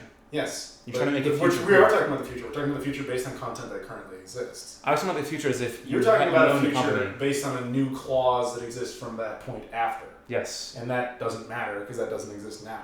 I'm talking about the future. Yes, but you're talking about a future with a huge catch. Well, that's the point. Is you have a company that makes a... We're talking about the here and now. No, Here and now, based on real world. First question was here and now. That problem. Not First question was here and now. A solution that doesn't exist, then fix the problem from that solution. Oh my gosh. Okay, we have diverged in what I asked and what you think I asked. That's fine. We're going to answer Lodmot's question and then we're going to go. All right. Lodmot asked, because he donated one last time. Thank you, Thomas O'Neill. He says, hey Adam, what movie genre would you focus on as a filmmaker? Personally, I prefer comedies. That's why I get most of that out on Game Society over there. But I'm really partial to any type of genre for the most part. Like I would be open to challenging myself to do a good horror movie if I could. It kind of depends on really whatever project would find its way to me that I found interesting and that I thought I could do for one reason. But certain genre I would never do is like romantic comedy. Like, that's not my vibe. Not your vibe? No. What was that cheese video? Or was that lactose? Lactose intolerance. Yeah, that wasn't a romantic comedy. No, that was not a romantic comedy. That was a parody of sitcoms. It's on this channel. Highly recommended. Watch it. Lactose intolerance. Really, really, very, very funny. But I would like to do stuff like that. But getting films made is. Where did you get that giant wheel of cheese? Wisconsin. Wisconsin? They have just giant cheese? Yeah. I didn't know that. Stereotypes are true sometimes. Huh. Anyway, guys, that'll be it for us. I want to thank Chip, of course, very much, for Steve, whatever your name is. Very much. His name is Chip. His name is Chip. Chief. It's Chip Steve. Yeah, Chippy Steve. Chippy Steve. Actually, we got one last minute donation, actually, from my buddy Fox. Okay. Who says, it's Fox, somebody PayPal'd you, bro. I'm PayPaling to shout out his PayPal. Laudmont. Well, I already know, I got it. We just answered the question. But thank you very much, Fox. Thank you very much to Laudmont. Thank you guys for watching. Thanks everybody who donated tonight, for all the super chats and the donations on PayPal. Even the one random Bitcoin donation. You should check that. You refresh that one more time to see if you got another Bitcoin. Oh no, it was just the one time. Did you get an email about it? That's how you get it? Yeah, I got an email notification. It was 93 cents. Nobody donated a full Bitcoin. That'd be like, what, 10 grand?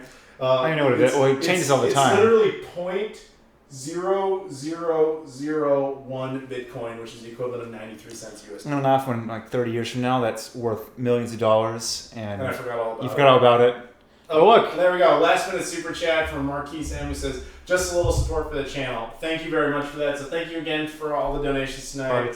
Hearts for all around. Hearts for the admins. Hearts for the admins. Hearts for Olivia. Olivia, Julian was here for a bit.